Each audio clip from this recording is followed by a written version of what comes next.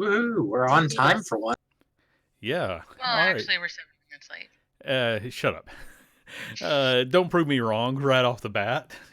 Give me time to prove myself wrong. I was proving Kyle wrong. Hey, everybody, we are back once again. We still got, our two players who, everyone else, unfortunately, it's just a busy time of year. So, quick recap on what happened last time. You found the wrecked fortress. You obtained the adamantine rods, which read, and I just had this pulled up. In Infernal, they had Solar Incendiator Lock written on the, numbers 1 through 9 written on the rods.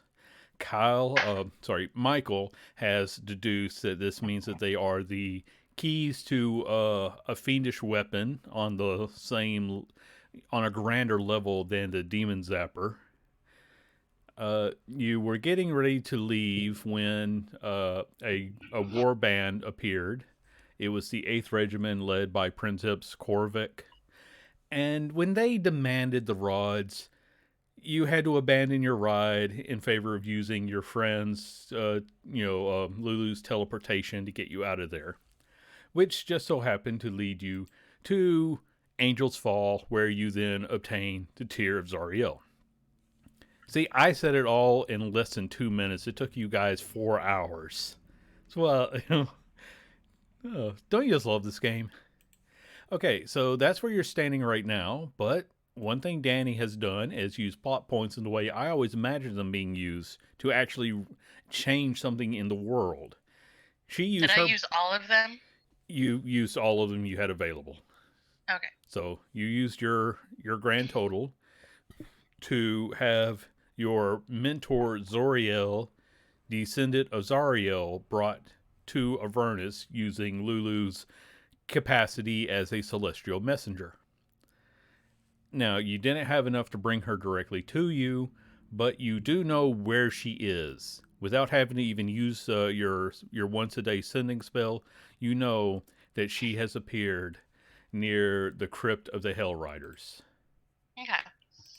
Okay, all that being said, you two are still at the crystal platform, the crystal canopy, where you obtained the Tear of Zariel.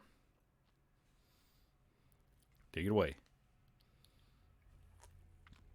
So, we could either take... How are we getting away from here now? Don't you still have the broom? Yes, but we're still going to be affected by the fact that it is blaringly hot outside. Well, I do have good news. We have another friend. Well, she's my friend. I don't know if she likes you. She might hate you, actually. Don't talk at all. Is it because right now I'm actually making logic in the fact that once we get out of here, we have no transport? Point, but, I mean, like, you know how you kind of have this bad habit of, like, saying, hey, so I did all this bad stuff, but I'm trying to make it better by redeeming myself? Don't mention that. 19. Once again, No. I've not done that very often. Nope. And the last time that I tried to talk about it Nope. was away in private and only with people that already knew. Was it? So didn't happen that year, but which usually just I could probably name 5 people that you just blatantly told, I did all of this stuff. One of them was a cleric accord. because I was trying to find a way to discuss with the cleric of Torn how to actually fix it. He was a cleric. Maybe I'll just let her punch you. Maybe. Might help Hey, you. yeah. Anyway, but she's at the crypt of the Hell Riders. So if we can figure out how to get there from here. If you've got, this is why I wanted to teleport into one of the vehicles and then use the vehicle to go forward. And then you have an entire war band following us because we stole one of their machines. We've killed a lich who might come back, stolen over half of his vehicles. But we are in possession of them. No. I'm sure Unless- if we ask Lulu or Moon Color, they might be able to help us out. Yes. But we are going to have to find ourselves another set of wheels. At some. I don't really know if going back to any of our friends is a great idea. We could steal it off of some imps or something. Maybe. I'm just saying, in order for us to get out of here and not, instantly fry without having to be overly dependent on our magical people who are, magical but only able to do this once a day, we need to get a ride. Live and learn, Michael. Live and learn. Your learning curve seems to be a bit steeper than mine sometimes. Are you just now understanding who I am as a person? No. I just thought that you would be quicker. But yes, let's go back to our friends and see how we're going to get ourselves out of this mess. Is Lulu still with us? Yes, I believe Okay. Lulu did go with you. Okay. Mooncolor was not able to since he can't fly. Right. Everyone else is back at your tower, probably playing cards or chilling in the pocket dimension where they can get a decent meal. Okay, well, let's get back. Come on, Lulu. Okay, how are you getting back? I'm pretty sure I can still fly, because it hasn't been an hour, right? It would have been fairly close to one. You guys spend a good bit of time debating, but Lulu can also change form for an hour a day, so she can carry you, worst case. Okay. All right. So you return back to your tower. I'll just bring us over to the map for now. As soon as I find where the players are on all these maps. So many maps. There's a sparkle elephant. She's amazing.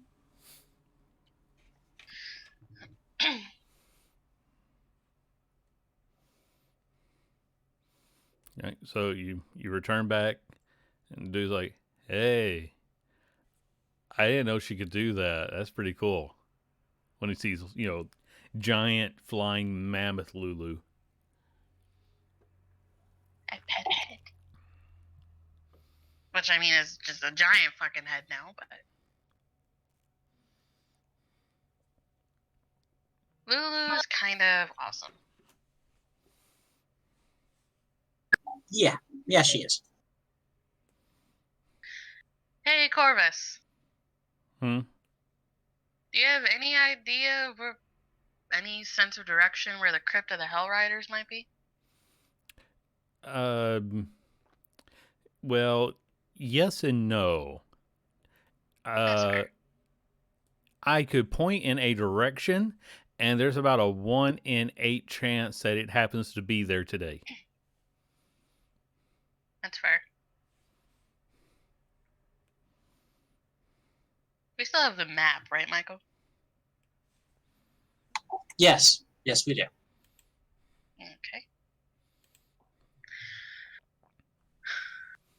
Lulu, how long can you be a mammoth? Up to 1 hour. Oh, okay. Would you mind giving some of us the lift while we try to find the crypt?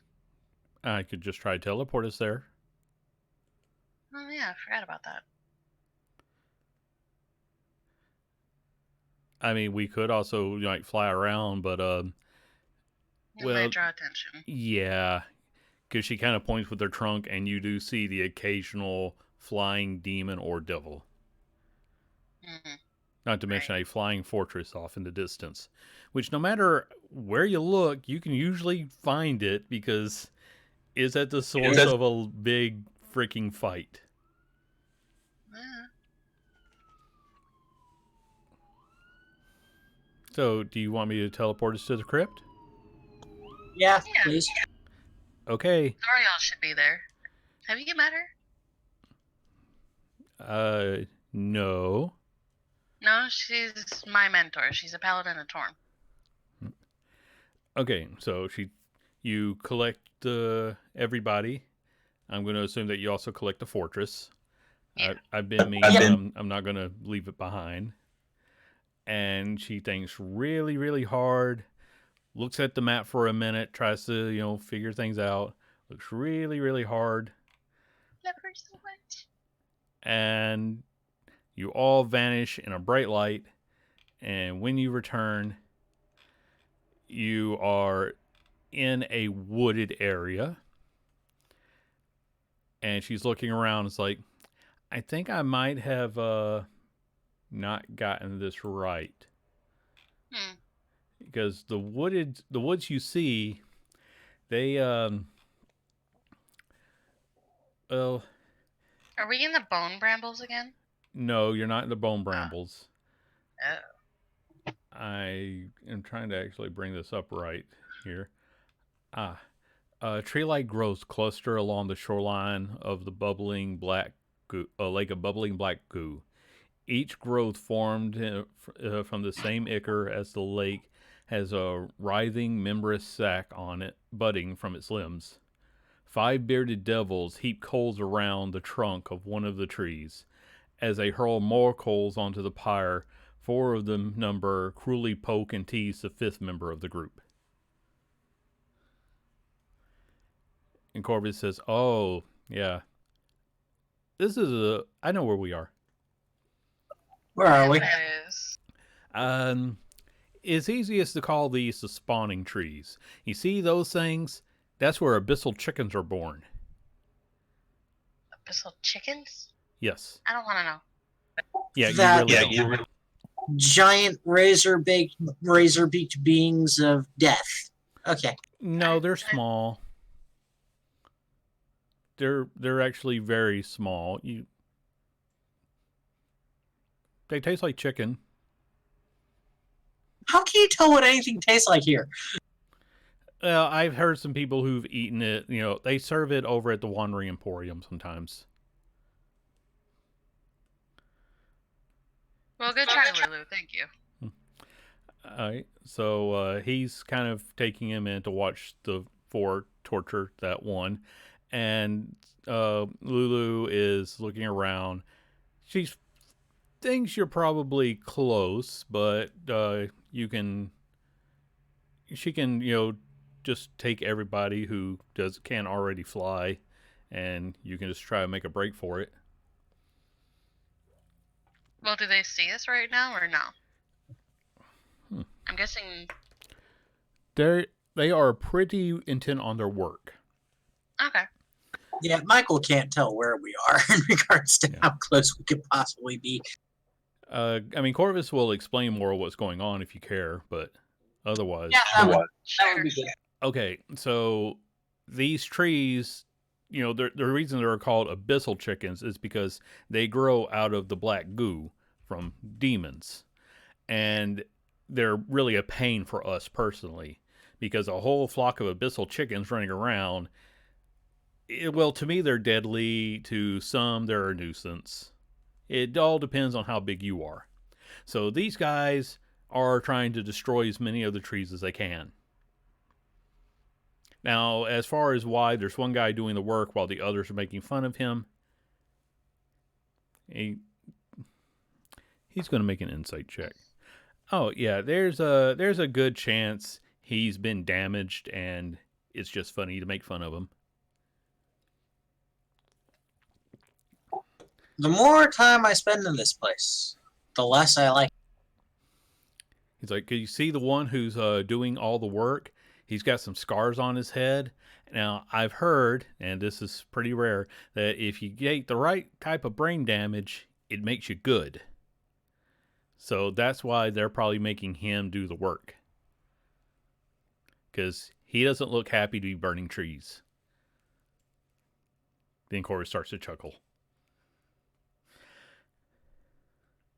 So I'm going to go and take a look for the crypt for you, because no one will fewer things will attack me in the air.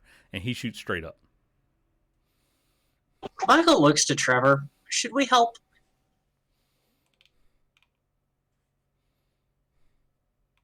I kind of feel bad, but at the same time, we're the time crunch. You probably got a minute or two before Corvus comes back, so it's up to you. How far away are we from them? Ahead, Mr. Bard. You're like maybe 30 feet away. If they noticed you, they just don't care. But you're fairly certain that they haven't noticed you. What? Can I just look them over real fast and see if we can take them as a group? Make a wisdom check. There's 5 of them, and there's how many of you that are capable of combat? 3. So, If dude helps. Wants to help, I mean. oh yeah, I mean, I'll try to keep you guys from dying. And Mooncolor has no problem with using his daily healing spells to help you out as well. I'm gonna try using Discord on my phone, because you guys keep cutting out. Okay. I'll be right back. Okay. So we'll give you just a minute before we actually continue the story. So, Michael, what do you want to do? Michael wants to help, but at the same time, he's just like, Okay, we'll see how this goes. How? How can we take on 4 of these guys and destroy them as quickly as possible?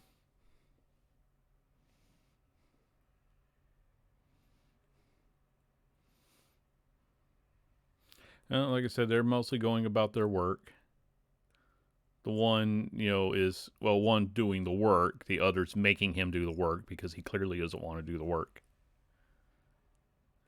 Or so says Corvus, who is coming back down. It's like, okay, I got a general idea of where the crypt is. We can probably head straight over there. Shall we? Yeah. Okay. So I'll say for now, you guys still using Lulu for transport.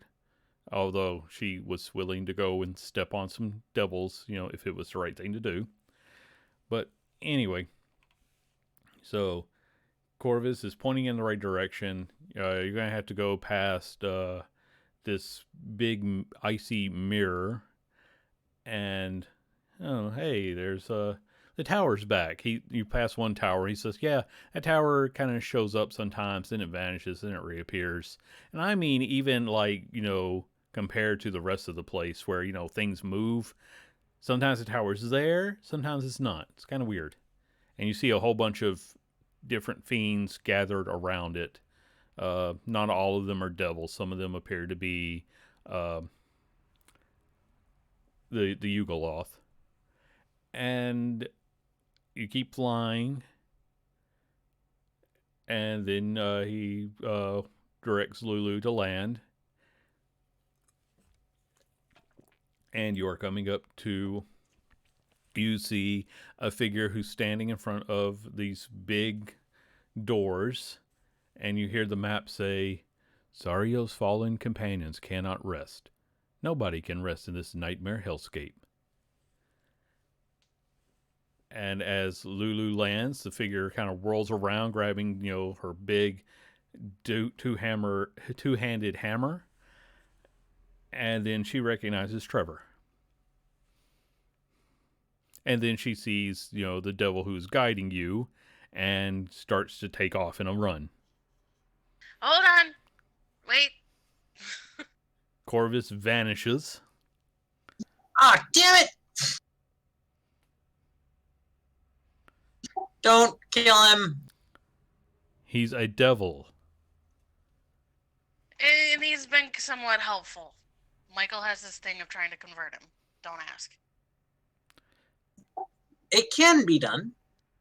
Not for his kind. Let him amuse himself, trust me.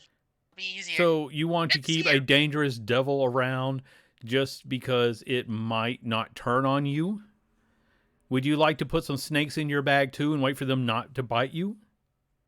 Already there, actually. You worry me a great deal. I worry myself. Oh. Why trust anything then? You do not trust devils. It is in their nature to betray you. You can only trust them to the letter of the word that they signed. Yes. So I don't think it's a relationship. Do you have a built on contract trust with at this devil? point. no, I don't. Then you can't trust him. I don't have a contract with you either. I But I am trust you because you're a friend of Trevor. Well, you're I Trevor's am mentor. not a being of hell. And Corvus like, yeah, she's not a fiend. She's just a fiend spawn. There's a difference. Corvus, shut up!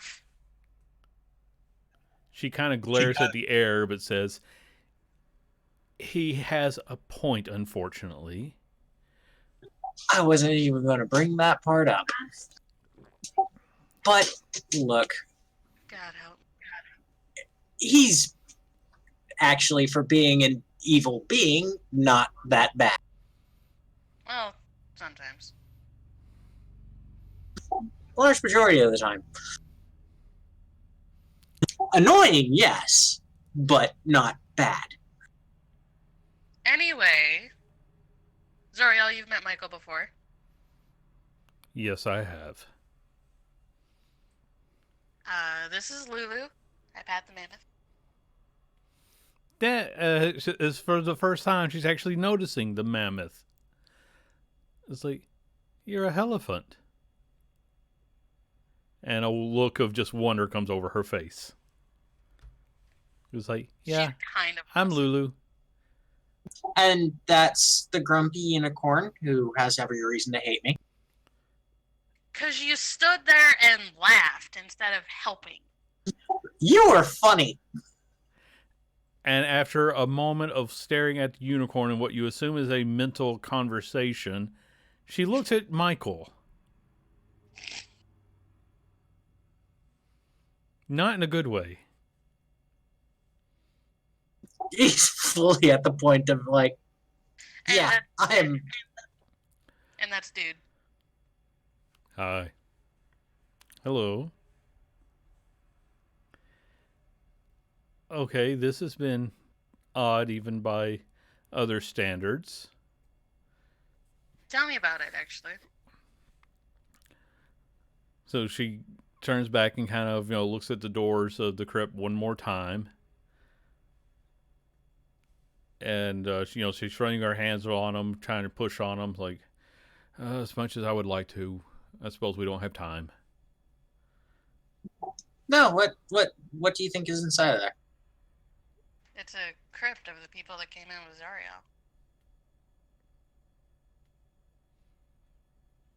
Zoriel. What do you think is in a crypt? Souls?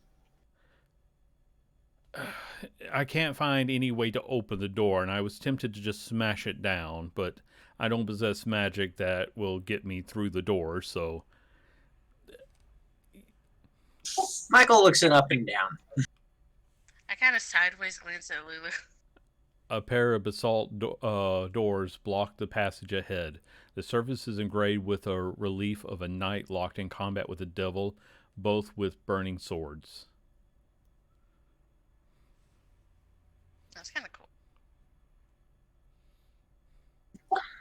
Michael's gonna look over for any sort of like key opening or anything like that. You don't see any mundane method of opening the door. Do you want to go and actually look at the doors?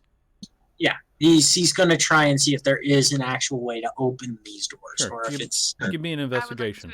I would like to assist him.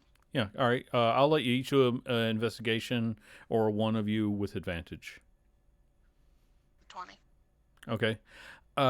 You're fairly certain that these doors would need some sort of magical method of opening, but they are cracked. Well, they're not like magically sealed. There's enough room that a gaseous being, could pass through. You can kind of like put your eye to the crack and see through and see there's a big open space. So you figure, there's always a chance you could teleport through, but it looks like something needs to open it from the other side, or there must be there's, like I said, it's not a mundane way to open it. Michael looks to travel real fast and then looks over to Zoriel. Do you really want to figure out? Do you really want to know what's inside? She says, we unfortunately probably should focus on what's important. But she can't help but, kind of give it a look like there's something there drawing her in. Well, the Hell Riders are an important thing to this are an important part to this entire bit. He grabs hold of Zoriel and Trevor, and puts his foot on. No, yeah. He'll activate the tower first, and then he'll pull out his magical loot, and he'll grab hold of Trevor and Zoriel, and rest the tip of his toe on the dude, and then he'll cast Dimension Door. You can only take 1 person with Dimension Door. It actually goes up with the higher the level they go. My mistake. I've never known anybody to cast it at a higher level. Yep. Okay.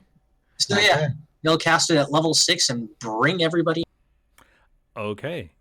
And I don't have the maps up, so we're just going to go with Theater of the Mind here, but you appear inside of a large a room with large iron burial urns positioned relatively positioned reverently, words Andy can't read, positioned reverently throughout the hall. Each is engraved with a noble coat of arms of the city of Etriel. Polished swords, lances, and shields hang from the racks on the wall.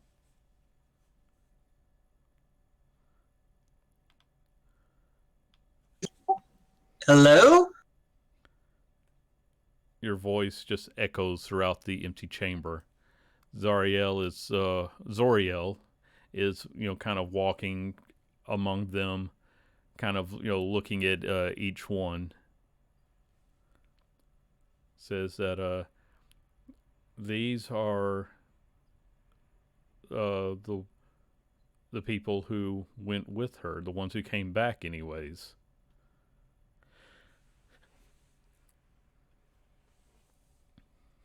Hell, The ones that came back?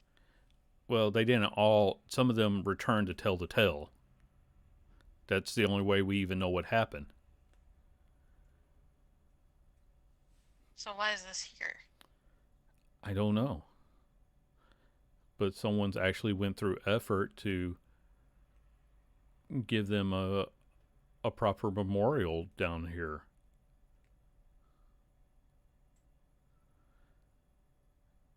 Do you think it was Zariel who did this? I don't know.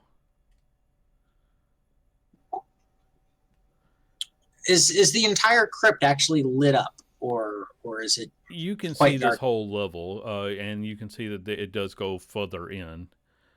But yes, this area has magical torches, and Zariel sort of takes up kneels down to pray for the fallen warriors. I'll join her. Okay. Michael will lean up against the wall, watch them praying in his own way as well. Okay. I'm too cool to kneel to my God. I'm sorry. Yeah, the dude will actually join the other two of you once he kind of, gets an idea of, what it is you're doing. And with that, 3 ghostly knights come out of the urns. And they actually seem to be thanking you for paying them, this respect. It it helps them find even a moment's peace here. And they will explain that they are the knights who fought and died alongside Zariel on the way into Avernus, and that they are kept here by one of Zariel's generals, uh, Olanthus, who was her left hand. He actually, when Zariel defected, for lack of a better phrase, uh, you've met the one who stood by her side when she defected. I forget The his one name, that but he was the killed me. one. Yeah, he was the one who was keeping the forest. Where he tortured the others. These were the ones who actually died when they got here. Well, he was so ashamed of what Zariel did, and he tried to. He didn't want to remain with her as a devil, so he killed himself. Zariel did not let that be his end, and she turned him into a death knight and trapped him in her service for all eternity. His job is to keep these souls here bound.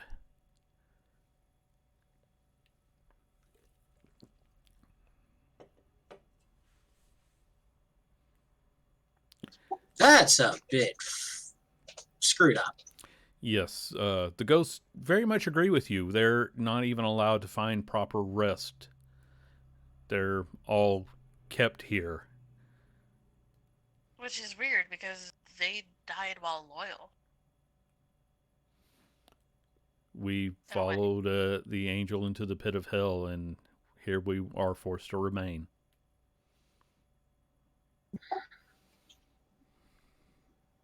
There's a bit of even while one is actively being against their nature, there's a subconscious bit to the self that still wants to do some form of good. At the same time, she has to do it through the means in which she now has. But dear Lord, this is a bit far. In life, we all swore an oath to stay by her side. That oath binds us even now.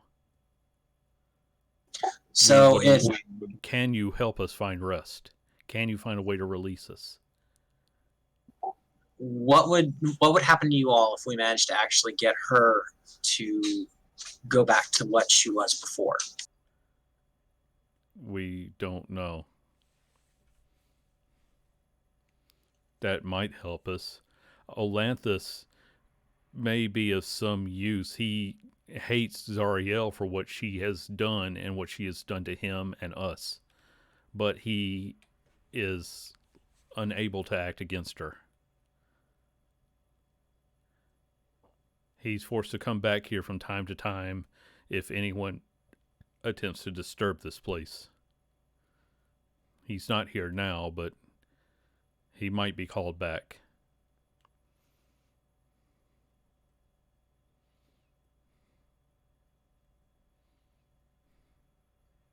Well, here's to hopefully him being called back by us coming in.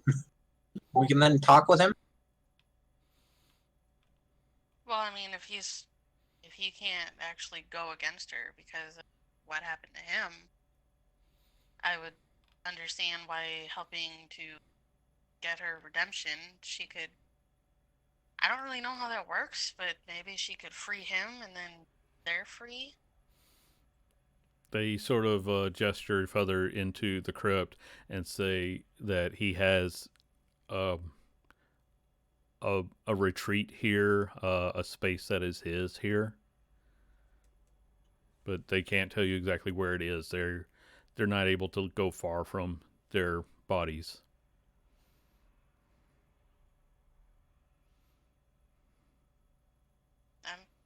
That could be useful. But what do you two think? Look at dude and I'm just kind of going with the flow here myself.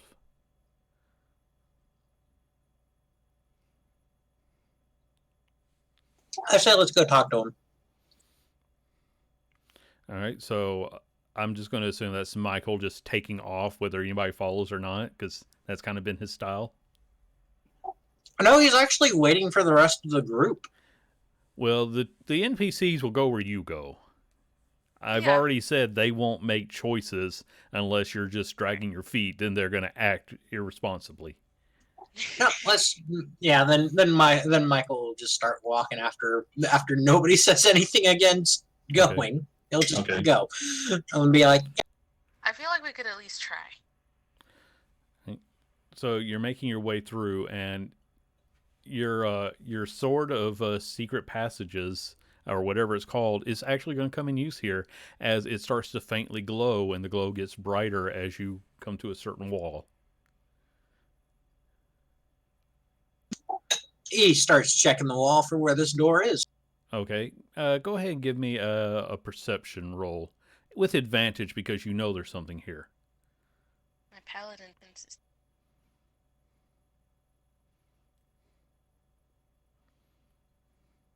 Okay, yeah, you're able to very quickly find the secret door, and you go through it, and there's a stack of 8 leather-bound journals that are sitting atop of a writing desk in the cramped chamber.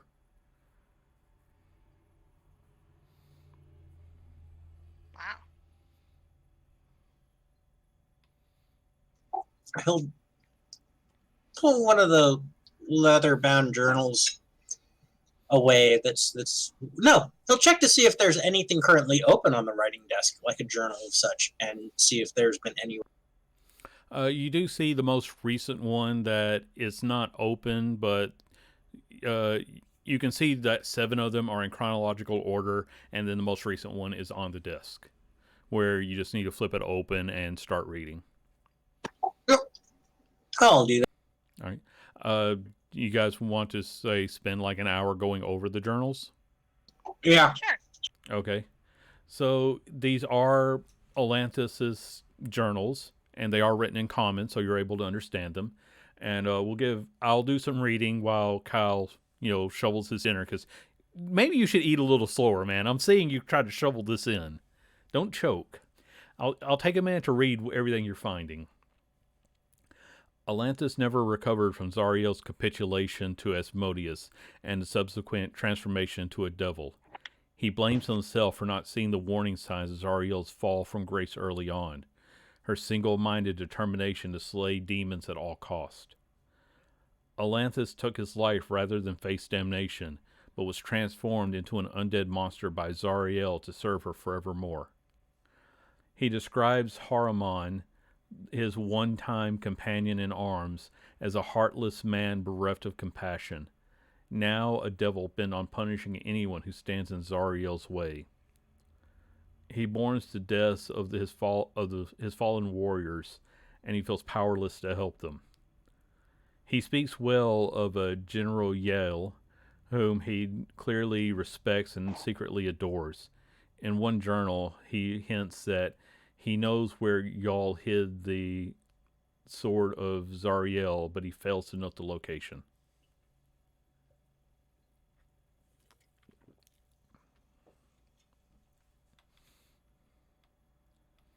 So y'all was one of the ones that hid the sword with Lulu?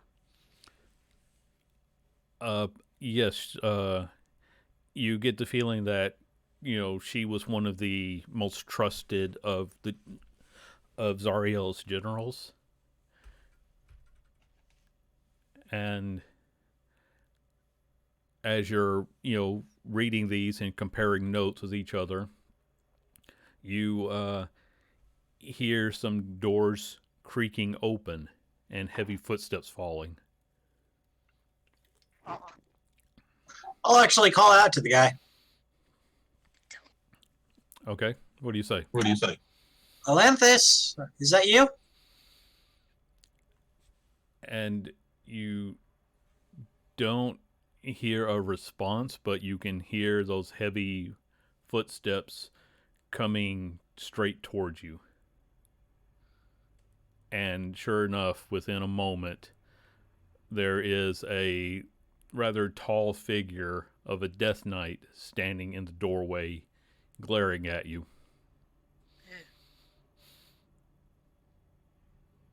I just give him a very easygoing wave. This seems to confuse him a little bit. He doesn't say anything, but he also isn't drawing a sword. So, how's your day been? This has probably been the most interesting thing that has happened to me in decades. I'm gonna. Yeah. So, could you guide us around? We just kind of came in because, well, motions to Zoriel. She had wanted to pretty much see this and pay respects to the Hell Riders. It's a crypt. You've probably seen everything of interest. Now, why should I not destroy you all right now? Because I believe we might have some interest that align. Forgive us for being nosy in your things, but we're here. To put it straightforwardly, we're here to help Zariel. His hand is resting on his sword now.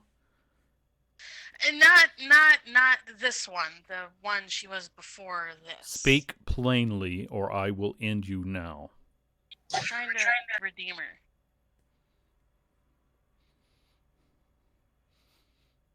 He doesn't move. Like, he's more like a statue at this point. I am unable to help you. As long as Zariel is paying attention, I cannot move against her. There's nothing I can do for you. But maybe you could tell us more about General Yell. Because we're trying to find her sword. And that one does... With that, he actually does react. He takes his hand off his sword, and there's... As much as his face can change expression, there's, that moment of remembering a good time long ago. And all he can really tell you is that he is unable to betray Zariel at this time. He has no will of his own unless she is just heavily distracted.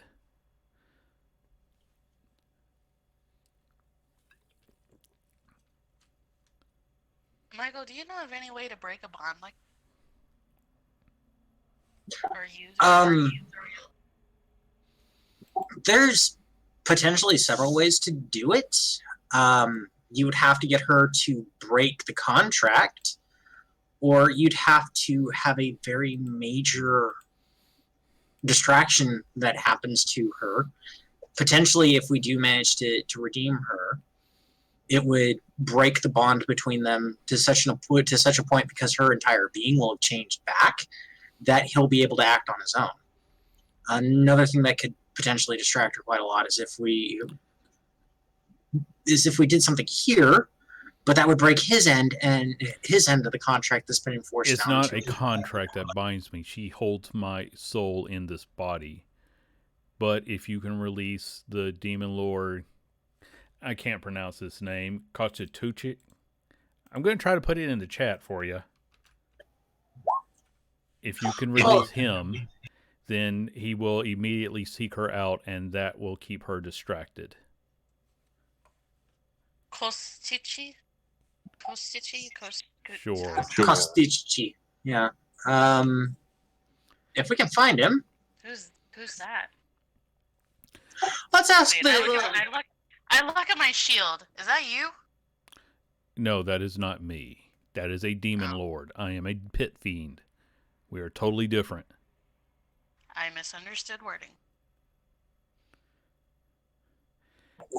Where does Kostichi normally handle his business, or her business, or its?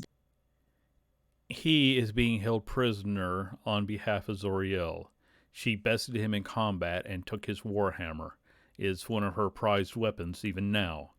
If you can find a way to free him, then that fight will distract him enough that I can give you the information you seek. Well, we don't have a time limit on Bell, so. And frankly, I'm not sure if I want to take these back to him or not. I would heavily suggest not doing that, not handing it over. He That's tells you a way to reach. I'm just going to call him Coast because I can't pronounce that whole word. He can tell you how to get to the place called Kosmal. Kashchi? That sounds better. Yeah, Oh, okay.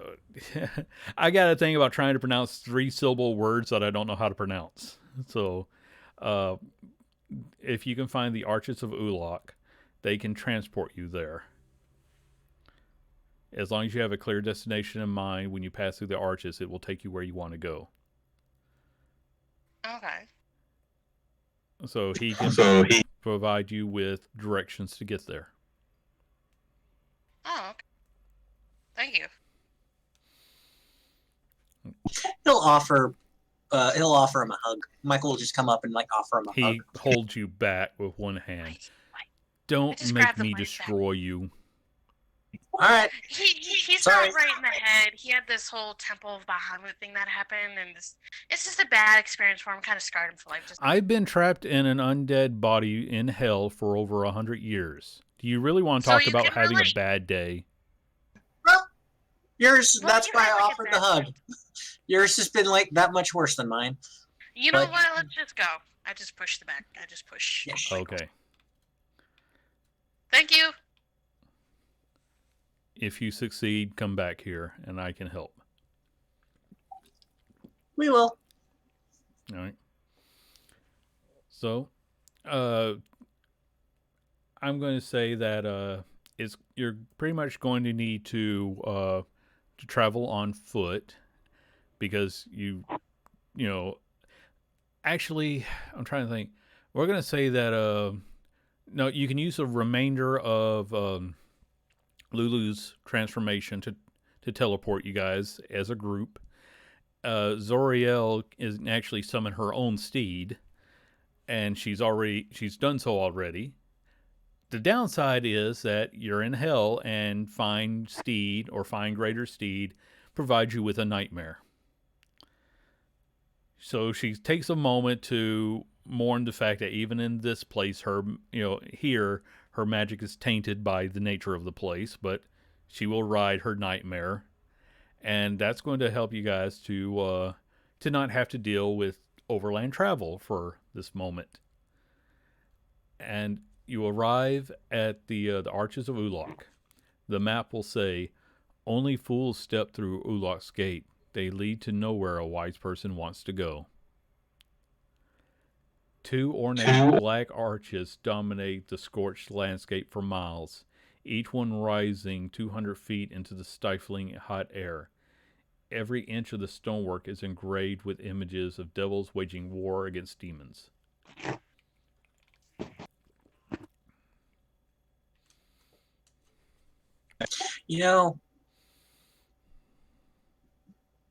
This is going to be possibly the last time I have to say this to any of you, but I love you guys. Zariel just says, "I don't know you, and you're a very strange person." You have no idea. The dude is like, I mean, you're weird, but then again, I am in hell, so it's kind of par for the course at this point. So, everybody keep a very, very, very fixated mind thought on Kostichi's Ma, and let's all go through. And if anything goes wrong, blame me, because that seems to be the thing to do. Everyone I says would've- okay. I would have caught up Lulu on why we're doing it, Yeah, okay. so she knows we're not just fucking around. Yeah. She's okay with anything that doesn't involve making deals with devils. But I love her so much. the way the arches work is that you need to be going to a place you've been before or that you can point to on the map. So for you guys, getting to this location won't be a problem. It's just walking through the arches and being transported by the giant flame that will then sprout out. So, do you want to do that? First, we'll just double check with the map that Kostishi's Ma is there. Yes. Okay, good. Okay. So, as you go there and you are looking at the map to get this firmly in mind, the portal opens up and you can see your location on the other side. Michael will step through first. Okay. I'll let everybody else go, and then I'll go last.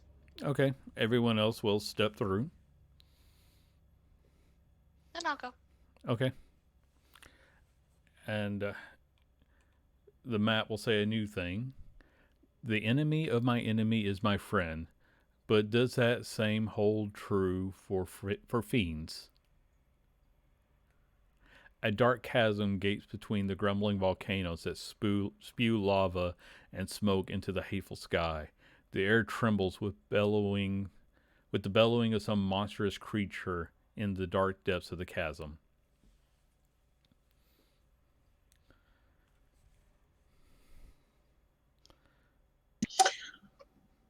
Michael readies his sword and shield. The loot bound onto his back. We all ready for this?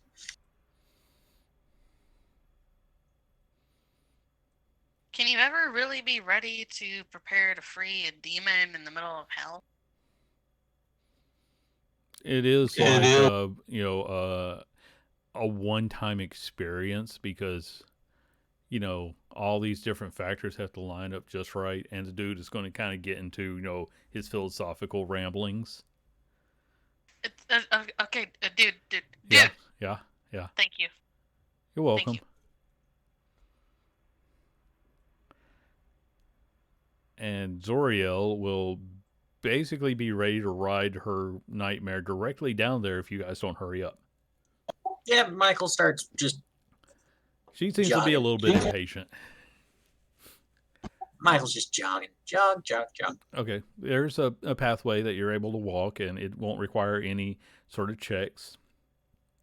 So you start to go down, and I don't believe any of you speak the language, but you start to recognize these sounds as the bellowings of a giant creature, and it's saying something. But do any of you speak giant? I do not. I have Infernal, Common, and Elven. Okay. I think oh wait, no, that's dwarf. But if it helps, I can cast Tongues, which will allow me to listen. The dude actually speaks giant.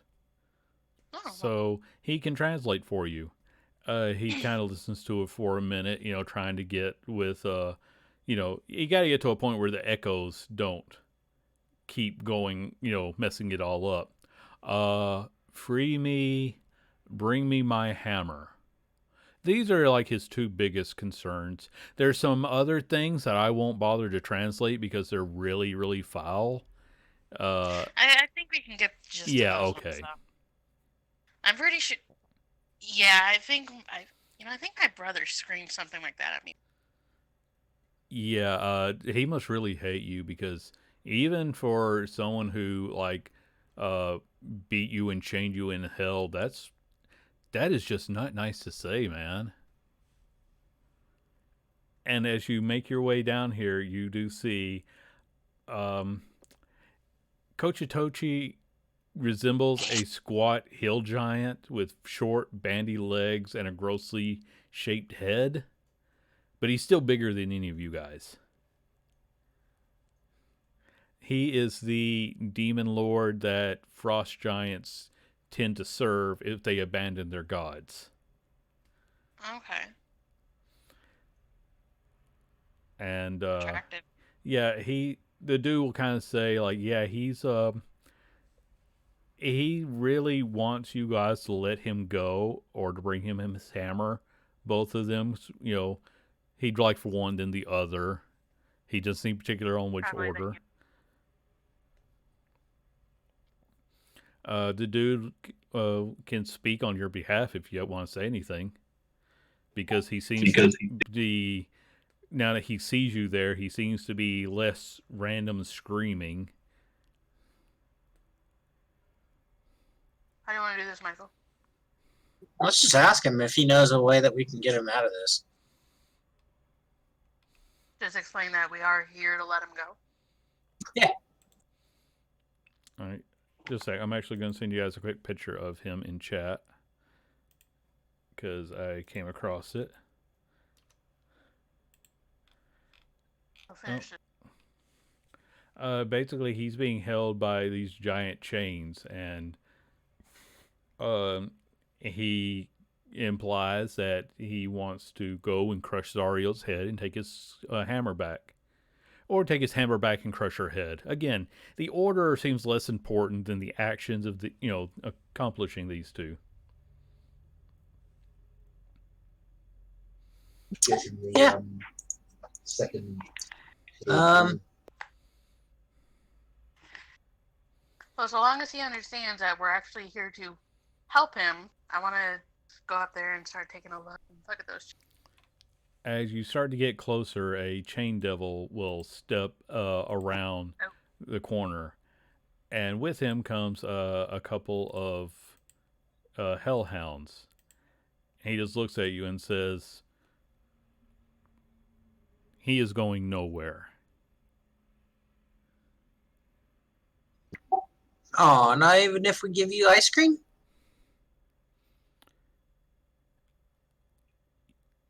He kind of looks at you like, "What level do you think you're on?" The one where a snowball doesn't even have a chance. Okay, so you only act stupid. Finally, No someone's idea. catching on to that.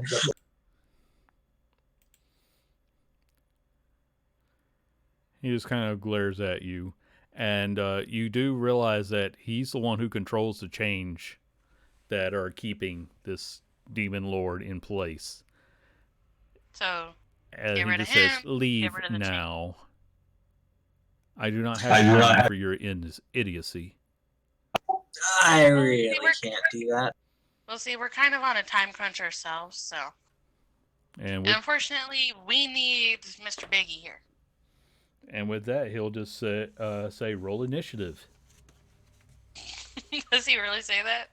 Be great. Well, he That's is what he repeatedly says. taking on a offensive, stance with his weapons. Come at me, bro. That's how I always picture chain devils. All right, let me roll for. No, I keep forgetting. I just have the other guys act after you. So, Michael, you get to act first. I remember when the chain devil was called a Caden. Are they all just pretty much packed together in a They are in a space that you can hit them all with one spell because there's only 3 of them. Yeah, then I'm going to be hitting them with Shatter.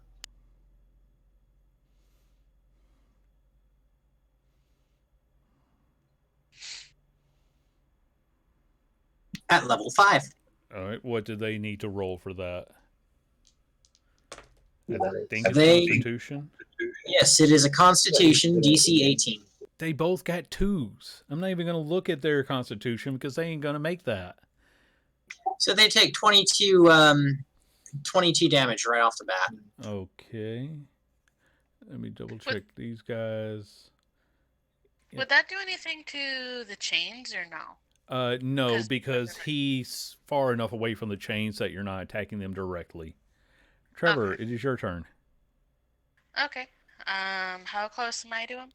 We're gonna say you're within 20 feet, so you can Okay, easily so- get up there and attack. Alright, I'm not gonna use Charger. I'm just gonna go up there and attack him. Okay. My bonus action. Are you going for the Chain Devil or the Hellhounds? I will go for. Let's go for the Chain Devil for one, and the closest Hellhound for the Okay. second one. I'm gonna use my longsword. Okay. That hit. And yeah, that hit.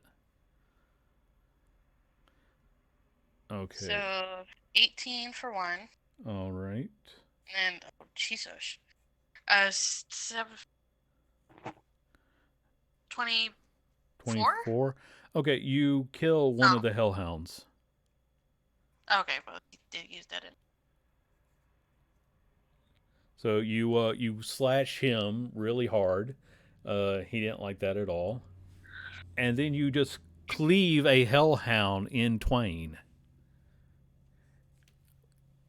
And Sorry, you're kind of a cool looking dog, but you're in my way. I'll just send you a picture of what they look like so you know they are not cool looking. Even by my standards, that's kind of a fierce looking creature. That looks amazing. Okay, so he's going to attack you. And how many attacks does he get? Come at me, bro. Yeah. Okay, so a 23 and a 21. That hit. Okay.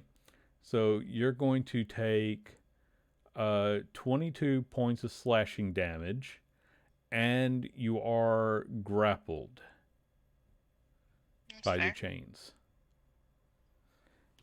And because of that, the Hellhound is going to go straight for you. And yeah, they only get the one, but he's Michael, how far away are you from Trevor right now? If Trevor had to walk up 20 feet, where are you? I'm about 20 feet back then. Okay.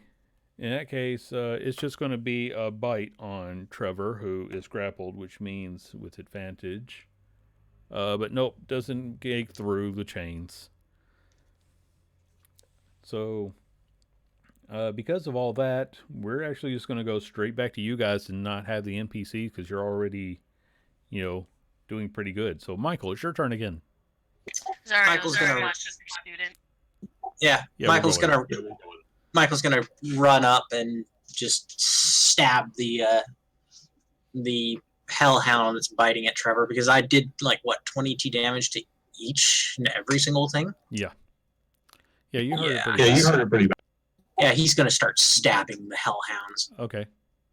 Nice, stab it. All right. The 23 hits, and you do 7 points of damage. And yeah, that hit. So that's 7 points of damage, apparently. Yeah. So But if hey, it doesn't, I get to draw a critical hit for you. Let's see what else you do.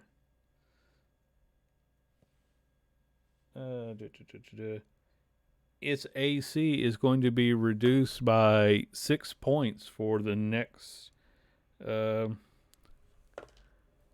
round. You basically kind of pop a scale off when you stab it. oh, sweet. So shall we just name this one Smaug then? I'm not giving you anything for that. Trevor, it's your turn. I'll take a swing at the doggy. Okay. Yeah, that hit, obviously. 15 and 9. Okay, that finished it off. Okay. And I'll take another swing at Mr. All Up in My Business. Okay. Yeah, that hit. 27? I feel like that was sort of an 17. obvious thing. Wow, 25. Good God. Okay. I got a hit, but when I do, it's great. And it's even better now because my strength is 20. All right, so he's going to attack you. And does an 18 hit? No. Well, I never said. We'll go with yes because I never said that I actually have my shield. I assume if you're using a longsword, you're using the shield. Okay, then. I'm no. not going to make you call out each individual thing you're doing. If you're using a long shield, if you're using a sword in one hand, you have the shield in the other. Okay. So his other attacks don't hit either. Not Detsy. Yeah. So that means it's Michael's turn again.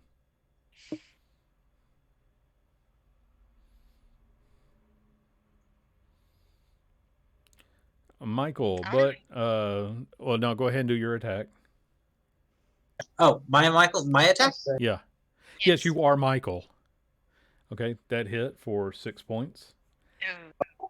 and you need to make a wisdom save as suddenly you see an image of Angela being bound in hell. Okay, you realize this is just an illusion, and it means nothing at all. But you made a critical fail, so I get to pull a card. Don't hit me. Your next 2 attacks will deal minimum damage. I feel like you're already doing minimum damage, but Yeah. Okay. Yeah, so the minimum damage that I can do is a 6. Yeah, so like I said, you'll do the next 2 hits will do 6 points of damage. Trevor, it's your turn. Well, I'm not worried about trying to break the grapple right now, so I'm just gonna make 2 swings on him. Okay. That hit. That hit. I feel like, you know what? You don't even need to roll it because I see that plus 13. You finish him off with the first hit. And he slumps to the ground, and a moment later, the chains around you fall off, and then the chains around the Demon Lord fall off. And That was way too easy. the moment he gets free, he starts screaming in the giant language again, which the dude will translate to you. Basically, he says that he's going to come get his hammer and crush her with it.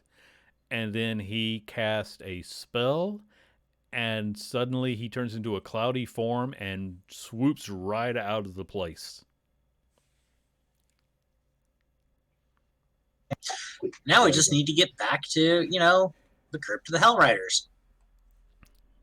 Yep. You still have 1 teleportation available to you. It's true. Shall we do that? And then we need to go steal a ride, because we still need to get around this place. Zoriel's like, what do you mean? Don't you have fire resistance? It's just a common idea to get that while you're in hell. You have all these magical items, and none of you thought about protection from heat in hell? See, when we first came to hell, I never expected She just kind of that we holds were up a gonna hand be and walks right by you, Trevor. It's... Are all Michael, women like this? Christina says the same thing to me.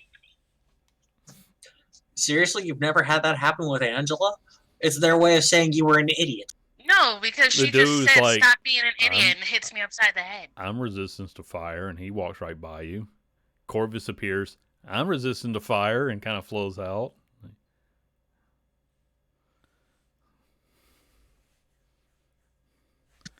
Yeah. Color, is there with you, and just says, we can just teleport and leave him behind. He's not useful to you in any way, shape, or form.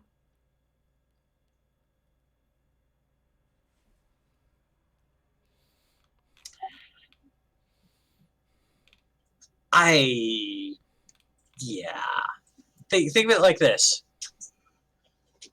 I was laughing at Trevor because of the fact that he had right next to him a giant vehicle with a giant wrecking ball on it while he was attacking a tower with a sword. Just bypass the entire ride that we came in. You wouldn't laugh at that either. Mooncolor's like, oh, I'm sorry, Trevor, I wasn't really listening to him. Did he say anything of importance? No, not really. Okay. Oh, fuck you both.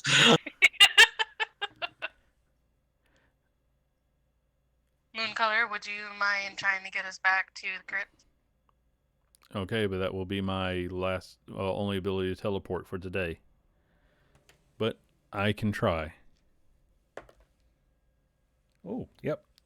And with that, everyone, and for the record, you are at the limit of what teleportation can do. So if you Right. you pick up any more strays, you might have to ditch Corvus or have people start traveling around in the pocket dimension. But you all reappear back at the crypt of the Hell Riders without any problem. And with this, Alanthus can promise that should you need his help to fight against Zariel if things fail, this will have her distracted enough that he can act against her. And he can also tell you where to find the Bleeding Citadel, which is where General Yawl hid the sword. And he will kind of give you as much of an idea on the map as it is possible. Yeah. They'll hand the map over to Yeah. to the guy Yeah. and just pretty much go, This okay, is where is it again? I actually don't see it on the map, but I've got your guys' image covering up part of it. So anyway, he'll tell you what the Bleeding Citadel is, which is it looks like a giant wound and scar upon the land. I mean, it's even noticeable compared to the rest of it, but you have a rough idea of where it is, which again in hell is the best you're ever going to get. Rough idea is basically all there ever is. But he can promise you that General Yale and Lulu took the sword there to keep it away from the others. And please give Yale my regards when you see her. She's still there? She's going to be guarding it, isn't she? And with that, he has to go about his duties. Take care. Thank you. Do try to not get killed. It's me. If it happens, I'm not. I wouldn't be any feeling any emotion over it. So Okay. all right. Yes. So now we need to steal a ride. That way That's we why I all have can to get look over at there.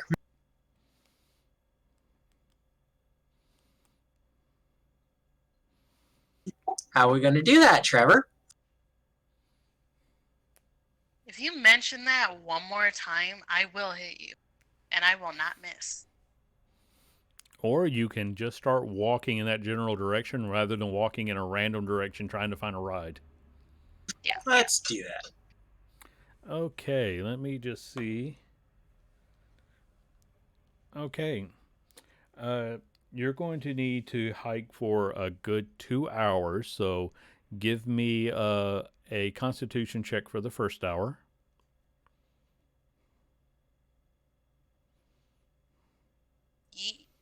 Okay. Now let me just see if you encounter anything along the way. Nope. All right. I need a constitution check for the second hour. We are such a motley crew going on right now. A flying elephant, a tiefling, See two now, humans. you guys are just lucky because I was making. Oh wait a minute. Yeah, I was making them like if you rolled below a 15, then your next one was going to be more difficult. So you guys managed to do it in just the right order that you didn't actually gain any exhaustion, but just barely. You know, I really like this adamantine armor, but holy fuck is it hot. Yeah, that's why you should go with Mithril. It's light. It's airy. It allows you to move. The hidden Michael lord is does just the telling you splits if in you it. just attuned to the shield, you would have protection from the heat. I'm still trying to figure out how to free you, alright? You could have brought me to Bell. You could have handed me off to anybody who was more competent than you people. You know, I could just throw you in the sticks, too. Well, you've just about done that repeatedly with the other one. And the dude was like, hey, I can try to release him.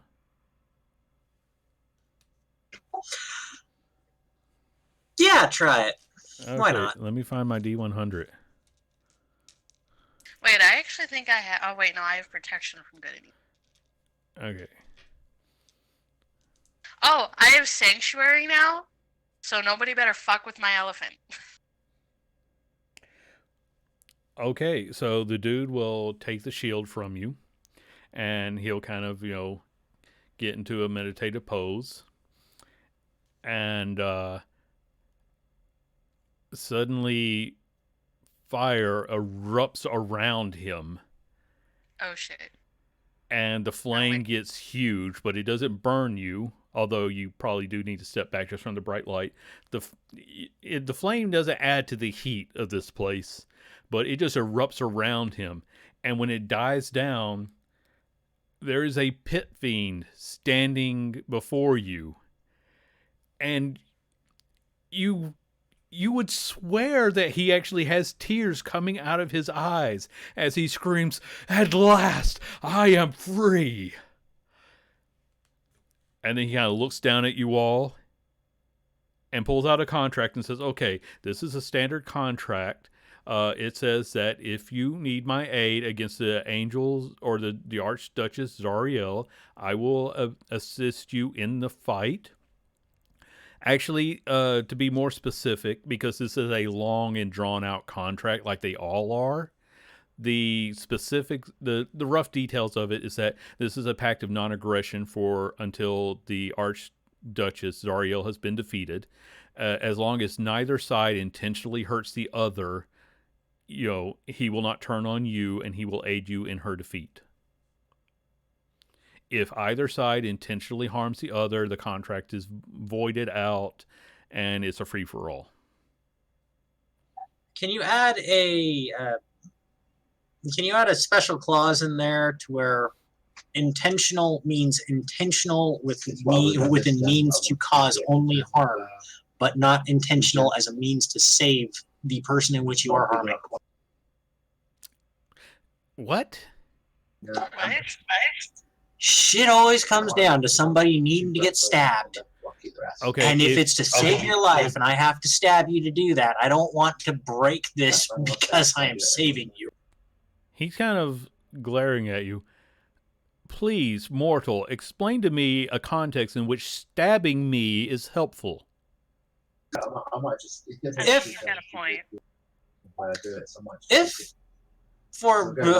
like, say, a higher demon than yourself manages to get control of your mind and then starts using you to attack us. Well, one of the ways in which that kind of control can be disrupted is by attacking you, isn't it? And causing you damage. The only thing more powerful than me is an archdemon, as an archdevil.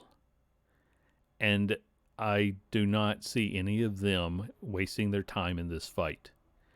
Because they would actually love to see Zariel fall for their own benefit. So, again, the basics of this contract is that if you need me, if you get into a fight with Zariel, you may call upon me. I will show up. We will defeat her. If either side intentionally harms the other, the contract is voided and I owe you nothing. Is That this seems acceptable? Very fair. Yes. For all the shit you had to put up with us, I think that's fair. Sign here, initial here, and here.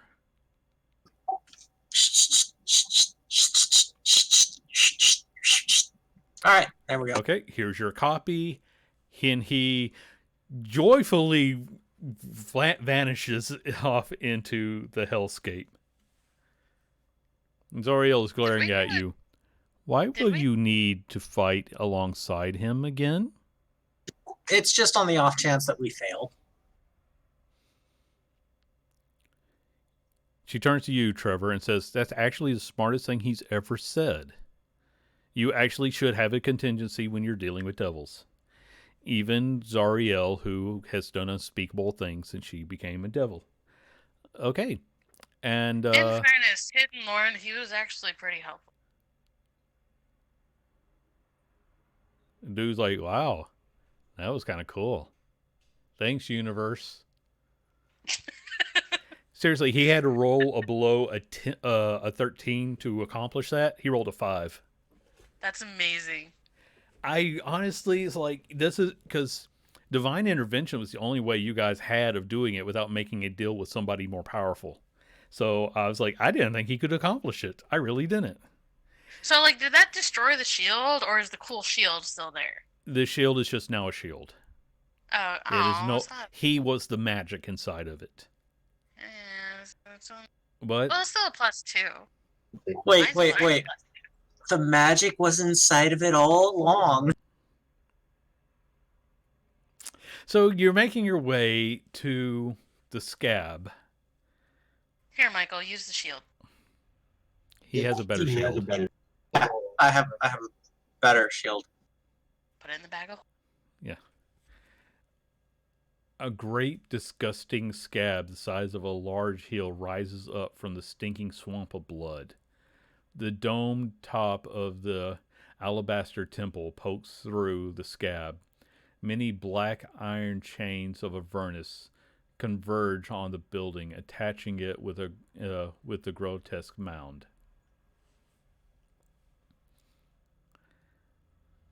The scab is 300 feet high,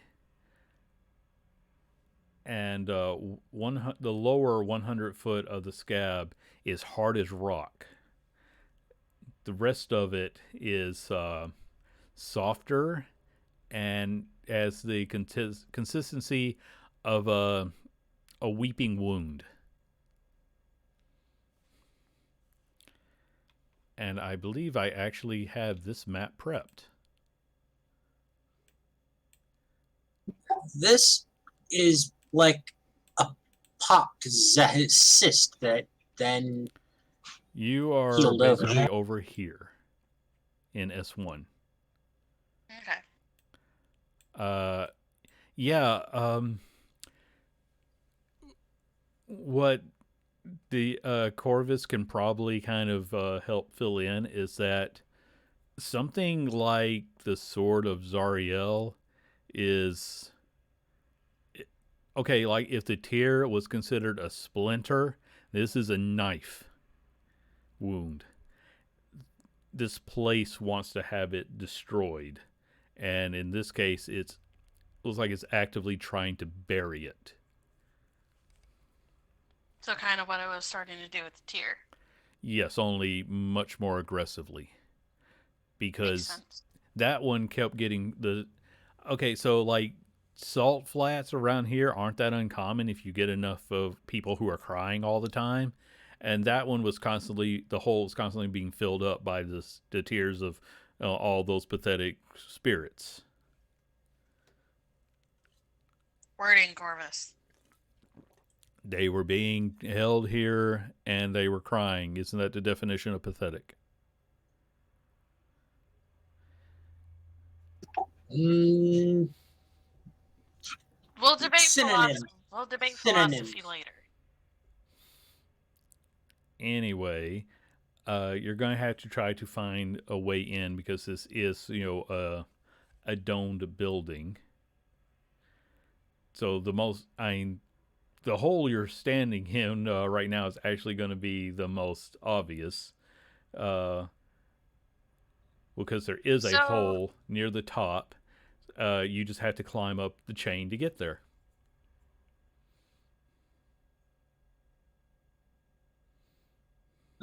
let's go in and then try to find our way through.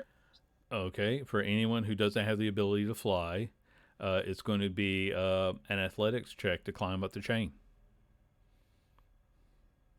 I don't know how long I had to wait for my wings to get back, so I'll just make.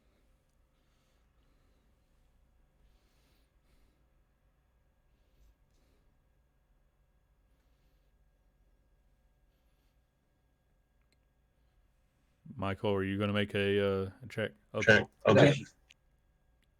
Yeah, you both are going to find climbing the chain to be much harder than you would have thought. You get part way up, and then you just lose your strength, and I'm going to say that you can either fall down and take no damage but have to rest for a few minutes, or you can just try to hang on and hope nothing comes up to attack you.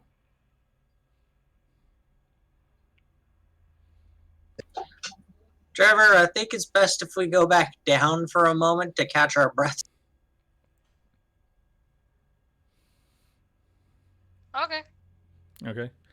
So you need to take a short rest if you want to use any hit die or anything to recover. And in another hour, you can try again.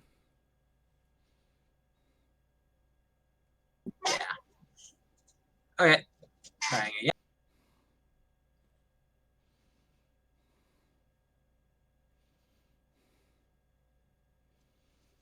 Okay, Trevor, shouldn't that be a +5 if you got a 20 in athletics? And if you got a 20 strength? You roll No, 2d10. What are you doing? My hit dice. Oh, okay. I thought you were trying to roll a 20 and add something onto it. Okay. That No, makes no, sense. I was hit dice. Song of Rest as well, because I always play whenever we rest. You can add in an extra die onto that. Where is the. Yeah, I think it's like a D8 at your level. Okay. Hey, I'm back at full health. Okay. But no, it should be a +10. Because my strength is 5, and then my proficiency is 5. Why's my proficiency? Do you have a proficiency in athletics? Yeah. Okay. So why is it only a 9? I don't know, but go ahead and roll it and I fall on my ass and break my face. apparently. But Michael See, is why is doing that- quite well, so if you just want to try to follow up right after him, I'll just say you take 2 points of fall damage and you can try again. Because Michael is just going right up the chain. Jesus! Okay, I'm going to just say you take another 3 points of damage and you can go right on up because we don't have time for you to keep falling. I just want to roll and see what this other one's gonna Okay, be. go ahead and roll again. Hey, you made it that time. You only fell twice. And everyone else is kind of looking at you like, you're supposed to be strong, right? Okay. It's hot. Yeah, that was it. So, Is- you're Sweaty able and to get inside of the hole, and shut up.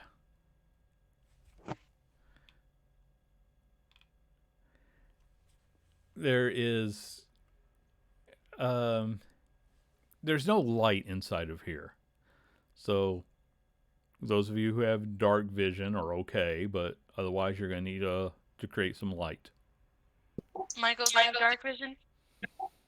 Michael casts Dancing Light.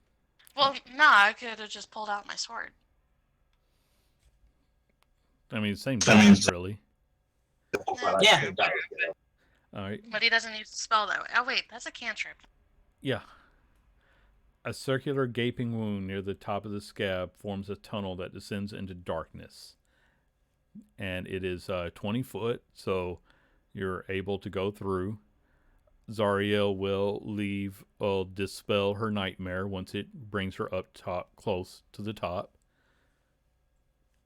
And you are Okay. able to follow this tunnel all the way to S2, where the scab on this side of the narrow passage is stripped away, partially revealing one of the Citadel's stained glass windows. The opaque blue and yellow panes depict the contemplative face of a beautiful angel.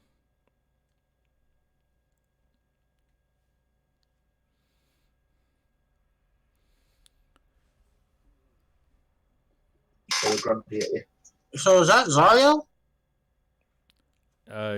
it's kind of hard to tell with stained glass. You know, they never really look like the person.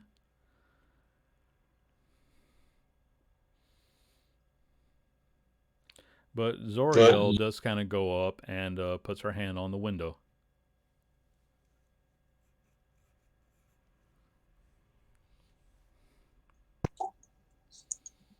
So I take it that is Zariel then.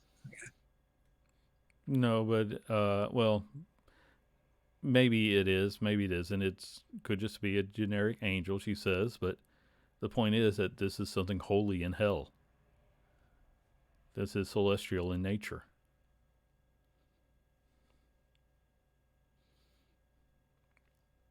Does anybody want to do anything?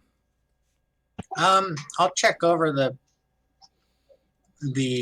stained glass, and then I'll look through the pathways and see if there's any other pathways off of it after checking out the stained glass. Yeah, you can. Just move right on. I was going to see if you guys wanted to try to do anything to the glass. Michael will touch the glass. Okay. I'll use Divine Sense. You sense the normal collection of celestials and fiends around you. I would say that yes, this counts as a hallowed ground. Michael, you get 20 temporary health points for touching the glass.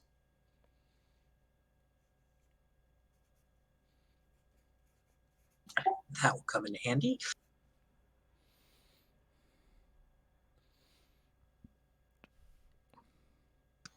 So, which way from here? Oh, you actually have a couple of different pathways you can see on the map. So, which direction do you want to head in?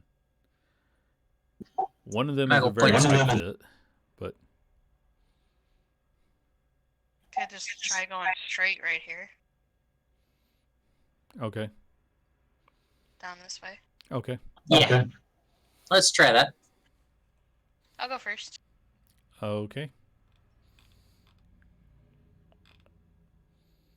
I don't know if I can get that far, but yeah, I mean, we're not in combat, so you can. okay. We're not counting space. And as you come through, enter the 20-foot wide cavern. Hordes of hellish flies buzz around this dark chamber, which is strewn with mutilated devil corpses and gnawed bones. A hole in the floor reveals another dark cavern below this one.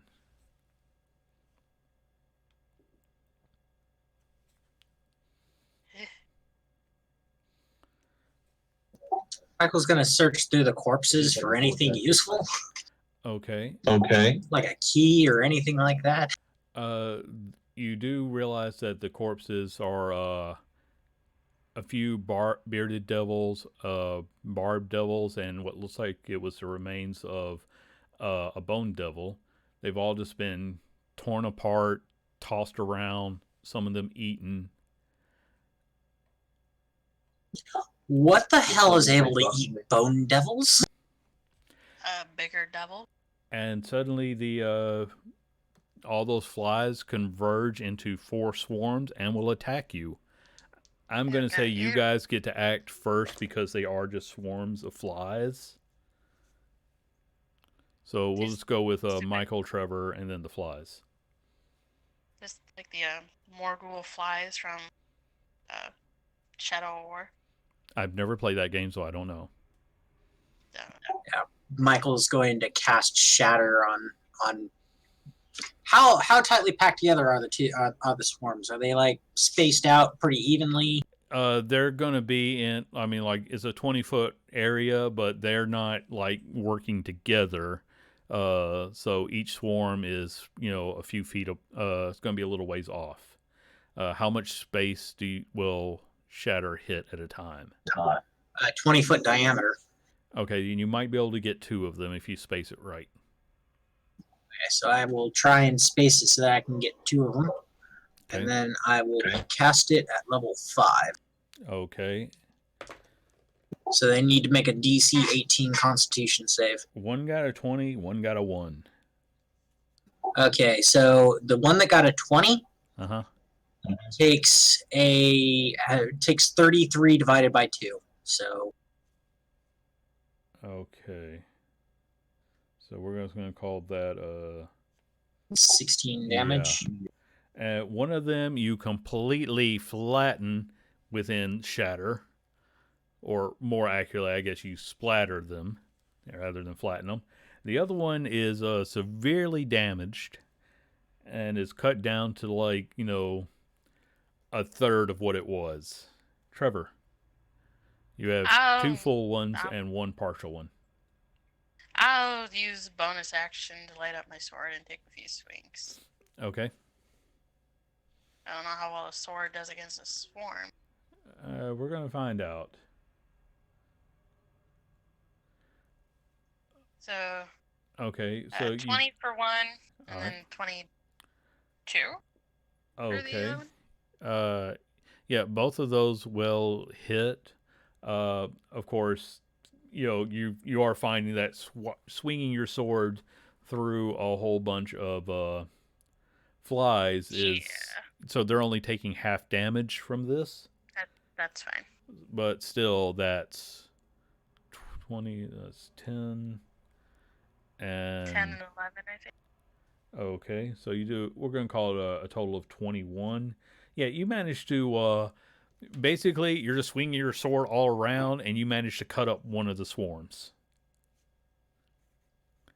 So now there's only 2 swarms that are left, and one of them got a 1. Although I'm not going to pull a critical fail on behalf of a swarm because what are they doing to each other? I can't imagine. And the They other eat one, each other. you know what? Yeah, because they got so little that one of them, the ones that were injured from Michael's attack, just turn on each other and devour each other. The other one poses absolutely 0 threat to you because they can't get through Trevor's armor. Michael, it's your turn. Michael is going to use Eldritch Blast. Okay. And because he is level 13, he gets 3 beams. So he's firing that at the one that still exists. Okay. Eldritch Blast. Okay. Let's see. That's a grand total of 23. So you see this swarm that's basically surrounding Trevor, and you just start firing, and you're actually able to shoot around Trevor and burn away all of the bugs.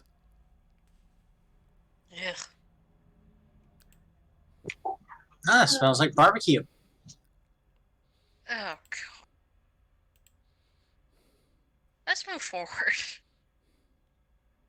Okay. Which way are you heading? This way probably has more space, but well, no, I guess there's enough space to move that way too. There's this way, and it looks like that it comes around up this way. I'm gonna say that's a wall there. So if you go this way, you're heading into this alcove over here. Okay. I wasn't sure because they both say S6. So I don't know if they like went around this way or not. Okay, yeah, I see what you're talking about there. Yeah, I guess they would. Okay, that makes sense to me. So we could either go this way or go down this way. Now I'm gonna say where you're actually standing now, there's like pools of blood that are actually kind of flowing past you. So if you want to go this way to through S7, you're going to want to either try to go over the blood or go through the blood. I'll let you make that choice. If you go to S9, we're going to say that won't be as much of a problem because there doesn't appear to be as much blood there. Let's go through S9. I was kind of curious what this little pillar thingy in S8 was, but I don't really want to like go spelunking in the blood like that. So Well, we could use the bodies to try and fill up the rivers, but yeah, let's just go. Okay, so you're heading straight on to S9. Mm. All right.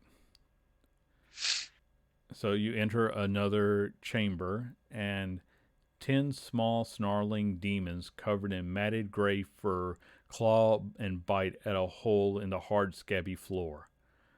A demon made of shadow flies over the smaller fiends, screaming at them in abyssal. Lulu can actually tell you that she senses the presence of Krokatoic. This is Yeningo's pet. Yeningo, and I know I'm pronouncing that wrong, but I don't have time to pull up D&D Beyond to get the pronunciation guide going. He is the demon lord of gnolls and beast, and his pet is a giant creature that can swallow thousands of demons at a time, swim through the sticks, and spit them out directly into hell.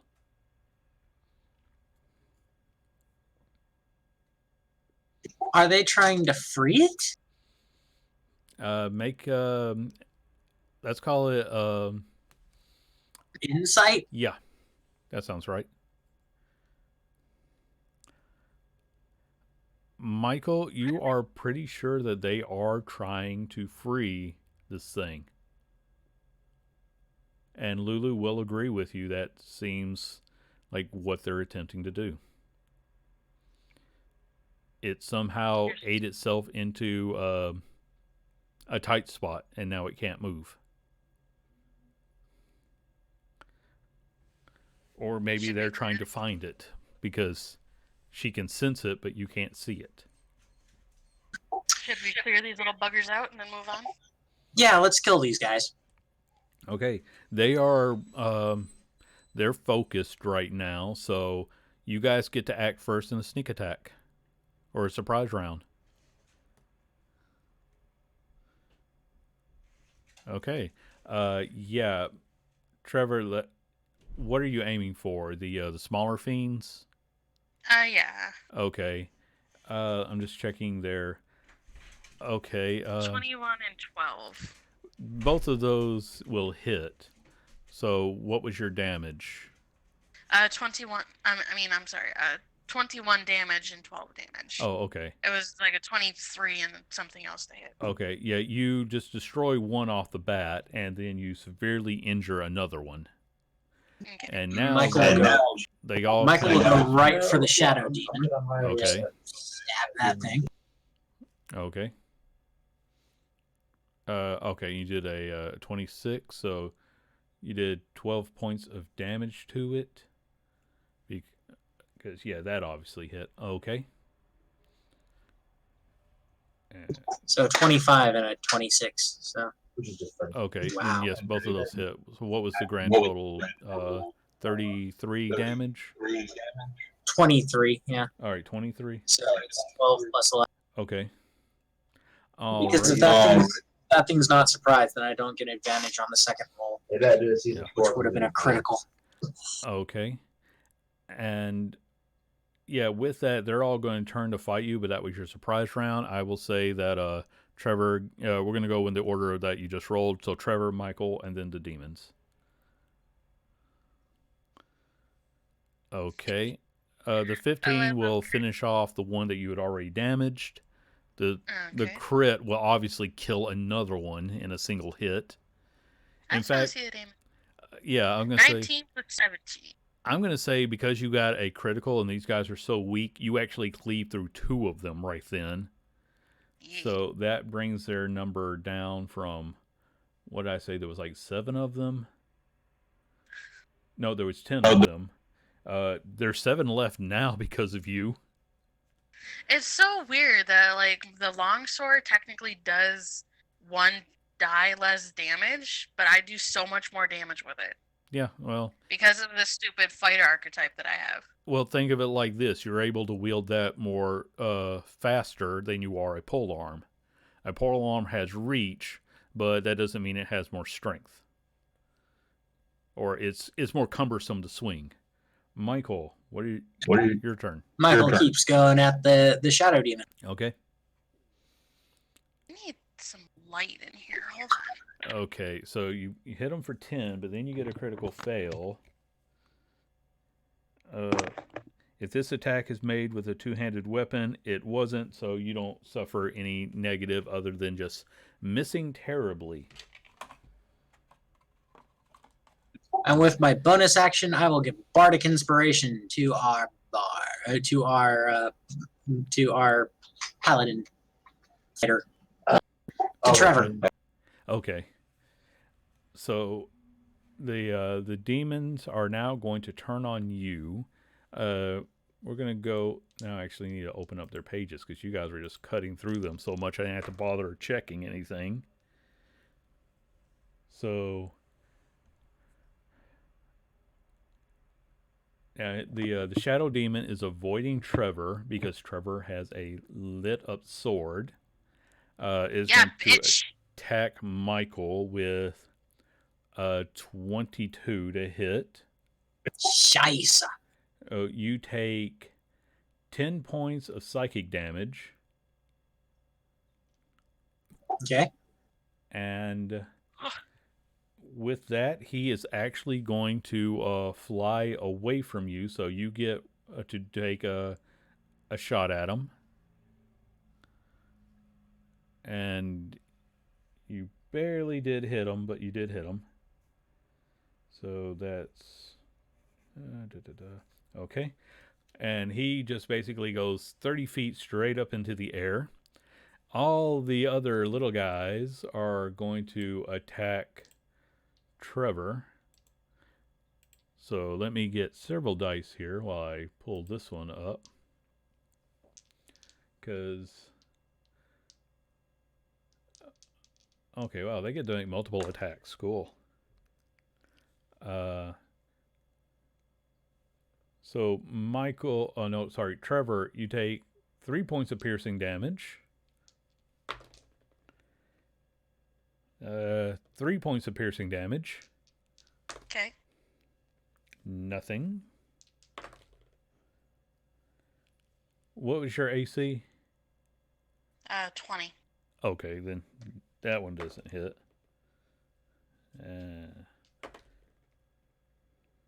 Oh, that was close, but it rolled away.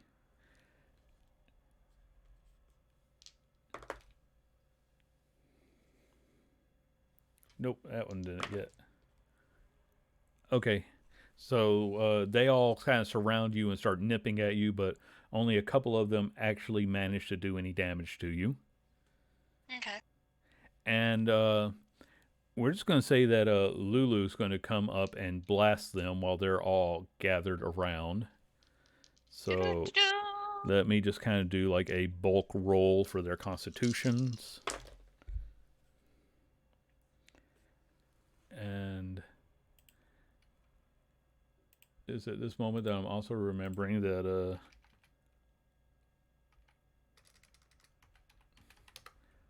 I forget exactly how much damage she does, and I forgot to pull up her tab. So please bear with me for just 1 second. Kyle, I just sent you something. I forgot that I had some useful stuff. Great. Okay, and okay. Oh yeah, that's quite a bit of damage. Yeah, Lulu burns the rest of them away in a single trumpet blast. So all these little gray dretches vanish in sparkles. And with that, the shadow demon is just going to fly straight through the ceiling and away from you. Before he can I try and do an Eldritch Blast on him? Because of the height of the chamber, he was gone the second that he flew away from you. His 30 feet movement actually brought him through. So, unfortunately, no, you do not get another sneak attack on him. Or another attack round before he's gone. Damn. Because the ceiling is about 20 feet high, so he went through it pretty quick. But you are in the space where they were digging around. You can clearly tell, they were heading in the direction of S10 as they were digging, but they didn't make it all the way through.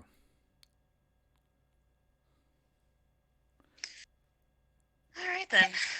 Yeah, I'm going to clear this of any sort of sign that they had been digging here. Yeah. I'm going to say that you can. Let me see. They were heading towards what looks like S14. They were digging in this direction basically. They didn't have any. They were just using their claws and teeth to dig, so they didn't leave anything behind useful to you. Shall we head over? So can we gather from this map, like, is S14 like going into the actual tower? Is that what that door is? I don't know if the door is on the map. I don't know if this is like the map. Yes. If you can see that, that is a big door. Okay. So you can try and investigate where they were digging. You can try to investigate the hole they were digging, or you can just move on. It's up to you. Let's move. I'll just quickly investigate the hole that they were digging and then move on. Okay. You see the gargantuan Krokatoic, and I'm going to send you guys a picture of him, just so you know something of what you're looking at, because there's certain things that words just don't describe very well. This giant demonic frog thing is stuck in what is basically restrained by 20 feet of these scabby walls. Well, more accurately, they've destroyed the 20 feet of the wall that is encasing him, and he is, well, he's not able to, he's trying to wriggle out on his own. They were trying to speed it up a little bit. He's in Yeah, Michael's gonna look around and see if there's a way to just smush the scab back together a bit, at least on the surface there, so they just like seal, just kind of prevents them from seeing where they were digging before. That would be like walking up to a mountain cave and then just trying to shove it back together with your hands. So not really something I see being able to happen just right offhand. He's sort of, just, again, the best analogy I have is that he is a frog who went into a hole and got stuck. So he's a toad. He's the toad in a hole. Except in that story, I believe the toad could move around. It's also a food stuff. Yeah. Michael just motions for Trevor. Let's get the hell out of here. Yeah. Mm-hmm. And we always called that a frog in a hole, by the way. Okay, so which direction you guys want to head? This way? Okay. Yeah, let's go that way. All right, let me just scroll down to this. And when you arrive, this area is 40 foot wide, and brass double doors stand exposed in the wall of the scab. A relief image on the door depicts a blindfolded angel wielding a sword. Carved into the door frame are beautiful gold inlaid runes. 3 goat-headed demons with barbed tails throw themselves against the wall, and as a corpulent ape-like fiend with tusks and tiny wings kicks at them, roaring commands in Abyssal. Let's just kill them all. Yeah. Looks to the rest of the group. You okay with just killing them all? Yeah. Although Let's do this. these guys are not as dumb as the other ones, so you walking up and saying, "Hey, let's kill them all," kind of got their attention. So no sneak around. No, everybody needs to roll initiative. And like, hey, beat it. Okay.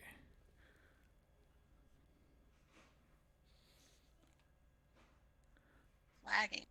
All right. Why? It's going to be Michael, the big ape-like demon, Trevor, and then the goat-headed guys.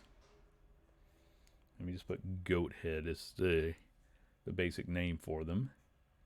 GH. Yeah. Okay. Michael, you may begin. Yeah, Michael's going to start this off at the very beginning with the thing that he loves opening up any combat with, the highest concentration of them. He's just sending shatter right now. Okay, I'm gonna say that was the 3 goat-headed demons. I think it was. I said it was 3 of them, didn't I? Yes, Yeah. 3. Okay. 3 and then 1 dude with tiny. One guy will survive. Well, one guy made his save. So Yeah, two so he'll and take half of 31. Okay. And let's see, that's okay. That certainly got everybody's attention. As these, I said we were going to go with the big guy first. And for the bonus action, I will give the paladin Which one? the I assume Trevor. yes. Okay. What was that? Inspiration? Yep. Bardic inspiration. Okay. All right. So, Michael and Trevor, as the big guy is coming up near you, he lets loose some multicolored light. You need to make a wisdom save, please. Oh, I'm probably gonna be using that die. Okay. What's the stupid inspiration of D8? Yeah. Yeah, let me just see here. It is at Bardic inspiration is a D10. Yeah. Oh, Okay, so Okay. 15. that was just enough. You are not incapacitated with fear. And he's just going to. Wait, I can't be afraid anyway. Oh, well, then I guess it didn't matter. So, since that didn't work, he's just going to wail on Michael. Oh wait, no, not yet. I still have a bit to go. for that. Michael, what was your AC again? 21. Yeah, he's going to hit you twice. So he bites you once for 32 piercing damage. And then he's going to slash you for 15. Ouch. And now it's Trevor's turn. Alrighty. Has it been an hour? Probably, yeah. Okay, so I'll have to relight my sword then. Yeah, I'm going to say that relighting the sword isn't really a big problem for you. It keeps going at this stage. Okay, cool.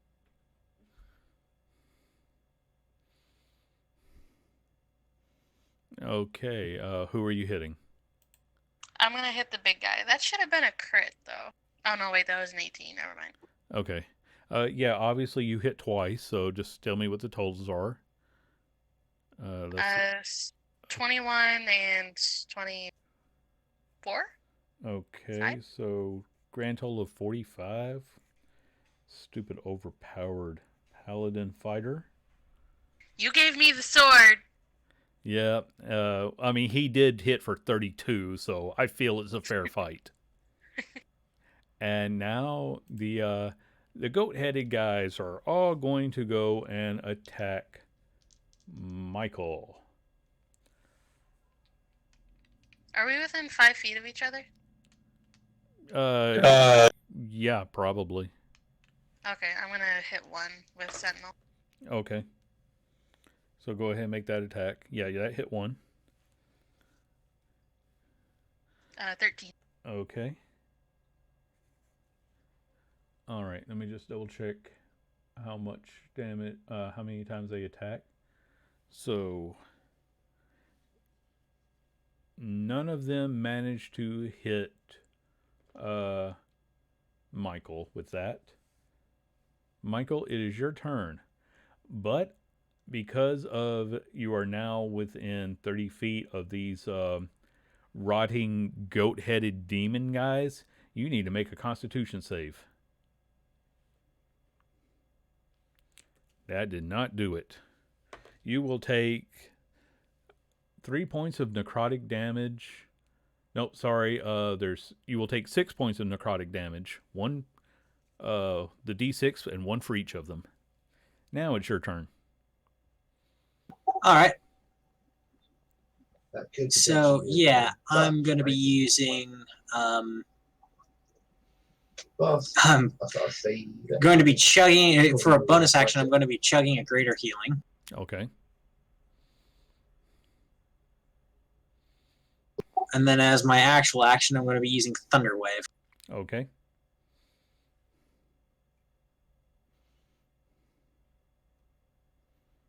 And what do they need to make for that roll? DC 18 Constitution save. Okay. If they do not, if they don't make it, they take the full hit and then get pushed back 10 feet. So Okay. everything within a 15-foot cube right in front of me just gets. Okay, let's start off with these guys. The total damage was going to be, looks like 31. 31. Okay. Two of these guys are just evaporated by the force wave. Does that count me in all fairness? You're right beside me, so you're not within the cube. Yeah. And now let me check on this other But the guy. cube originates from you. It's a 15-foot Yeah, cube around you. And I'm No, right it's a by you. 15-foot cube. No, it's a 15-foot cube that originates from me out towards. So it's not directly surrounding. It's You from don't where get I'm hit facing. in this, is what we're saying. Because if we had a map up, then I could actually pull up exact diagrams to prove it. But the other guy does manage to make his Constitution save, so he's only going to take half of that, and that's okay. And now it is his turn, and he sees a couple of his minions just basically disintegrate in the force of your attack, and he is going to teleport. And, well, you don't see him in front of you. So, Michael, it is your turn. No, Trevor, it is your turn. There's still a couple of the minions left. There's one left. There's and one. He's been pushed about 10 feet away from you, and he's not in good shape. Like, one arm is clearly not functioning right. Horns are missing off his head. Screw it. Let's use Charger. Okay, that hit. 17. Yeah, you more than killed him. So 20 plus 5, 25. He had 7 points of health. There's just a pink mist. Yeah, this is the anime style where you run at him, sheath your sword, and then he falls into pieces. Kill of the week? No? Okay. No, you've done better so far. Okay. I mean, if we make this one a kill of the week, we're gonna have to make every single one in which you made their head explode just by tapping them with your sword. I mean, can I at least get a kill of the week for the two that I took out at once? Sure, you can have that one. Yay, thank you. I'm gonna go look at this door. Yep. Okay, so Does anybody speak Celestial? No. Then Zariel will have to translate. Because the runes that are etched around the door say, "Against evil we stand united. Only the pure of heart can part. Only the pure of heart can part these holy gates." That's not going to be me. I mean, I am like purely chaotic to a very heavy extent, but yeah, he looks to the elephant. Lulu is actually floating up to the doors, and as she reaches out with her trunk to touch it, the doors open for her. I pat her head. I love my elephant. If my marshmallows could taste as tasty as they normally are right now, I would give you one, but they don't. I appreciate the sentiment and you not offering me something that's only. I will eat them when we're in a place where they will taste good. Good. A bright light burns away the blood and grit that stained on your clothes, restoring energy. Yet restorative energy brings life to numb muscles as the soft glow softens to reveal the interior of a sun-kissed cathedral. How light passed through the scab into this stained glass window is a mystery only magic can answer. Pillars line the path from the door to the raised dais carved with celestial runes. Embedded in the stone atop the dais, or dais, however you pronounce that, is a glowing longsword. Whoa. So we get this back to Zariel?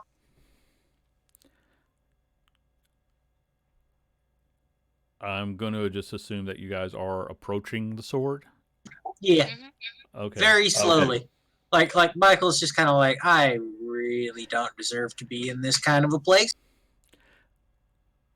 The dude is, everybody's sort of going with you, except Corvus, who, I think for obvious reasons is staying back. But the others will join you. Zoriel is especially in awe. The dude is, kind of looking around like, this is really cool. As you approach the sword, the translucent image of a woman in her 30s wearing plate armor, bearing a thin scar on her cheek, appears before you. As she points towards the Hollyphant, Lulu's eyes turn pure white. A whisper fills your ears and says, "I remember." A wave of radiant energy erupts from Lulu's body, and in a blinding flash, the ghostly warriors, the Hollyphant, and the bleeding citadel all disappear. The solace of the cathedral is replaced by havoc, screams, panic, and acrid smoke. You stand at the edge of a small town of burning cottages, fields, and trees. A broken sign on the ground reveals this settlement's name as Idleglen, sorry. Good God, wizards, can you please give me pronounceable names? Idleglen. Shrieking townsfolk run from the cackling, snarling demons and gnolls. You realize that you are inside of one of Lulu's memories once again. I'll take a history or a religion check. Ew.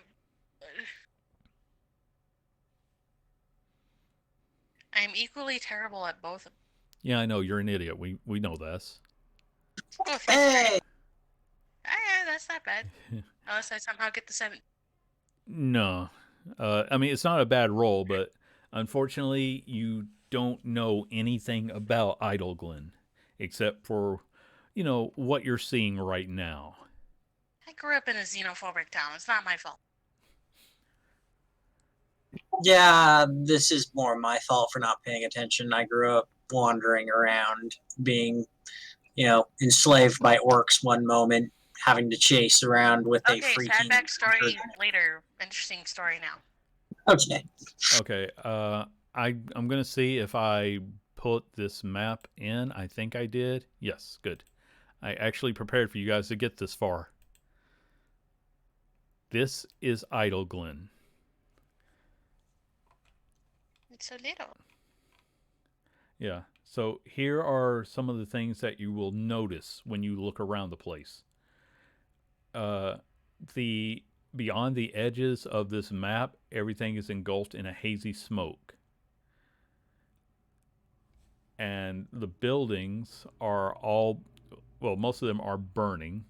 They're unlabeled buildings, but they appear to be homes and businesses that the gnolls are setting ablaze.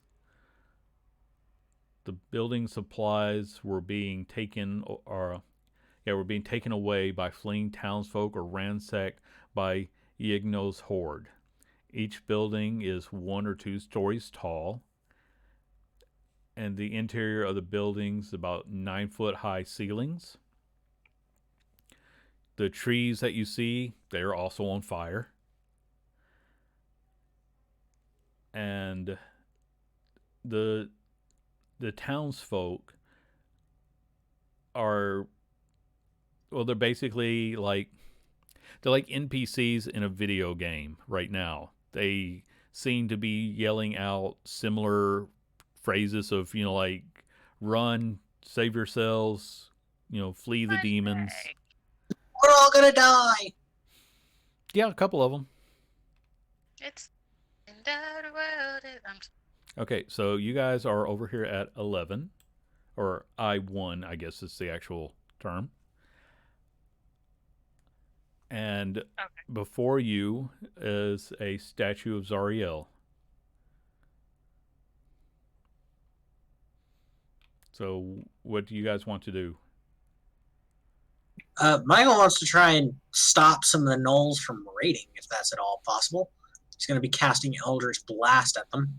Okay, and as you do this, the even if your blast manages to hit, it doesn't really seem to disrupt the memory. Okay. Let's go. Michael's actually, yeah, he's really frustrated by that. It's at some point there you might be able to interact, but for right now. So which way are you going? Towards the statue. Yeah, towards the statue. Okay. Sorry, I was trying to check to see if anybody was in chat. I realized we've been going this whole time and I haven't even looked. Okay. I don't know if we can get all the way out there, so I just stopped halfway. Yeah, we're going to say that you're able to keep moving forward because until I actually see something that says otherwise, I'm going to assume this is basically more narrative than anything. Because I didn't have a chance to read through all of this. It's a big chunk of story. The statue is 30 foot tall, made of marble. Atop a 2-foot high raised dais depicts an armor blindfolded angel in a calm, protective stance, with her sword drawn and her wings unfurled. It has the carving. It says in common, Zariel, guardian of Idle Glen, offer prayers to Lathander, and his light will shield thee.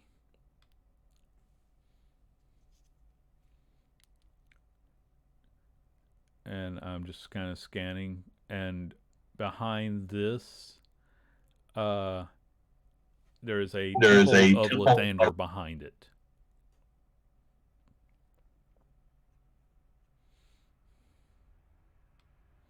Yeah, Michael will actually call out to Lathander to help his people. Okay. You want to describe how you do that? He just looks from the statue to the temple and then out towards the actual buildings that are on fire, and then just calls out to Lathander and just goes, save them, help them. All right. So if you actually put your do you like put your hand on the statue or anything, Yeah, he does. Yes. you will immediately feel offering this prayer and touching the statue, you feel a protection from good and evil spell that comes over you. It will actually come over the whole party for 1 hour. Instead of just 10 minutes, it'll last for an hour. And this will basically protect you from celestials, fiends, and a whole lot of other things. You can't be charmed, frightened, or possessed. I have that spell. But it isn't as. Yeah. And okay, here we actually are going to start to enter combat because I had to scroll down a little ways to find it. So 6 gnolls are going to charge at you. And we're going to go with who has the higher dexterity? I think Michael, but I have a 16. Yeah, I have a 2. Okay. Michael, then Trevor, and then the gnolls will go. Just to keep it simple. Yeah, as soon as they start heading towards us, Michael's just gonna hit the lead one with Eldritch Blast. Okay, go ahead and roll that. Let's see. Yes. Okay, let me pull a card for your critical hit. Which one of these was Michael with magic again? Triple the damage and roll a d6. So, wow. Okay, I'll roll the d6 on behalf of him.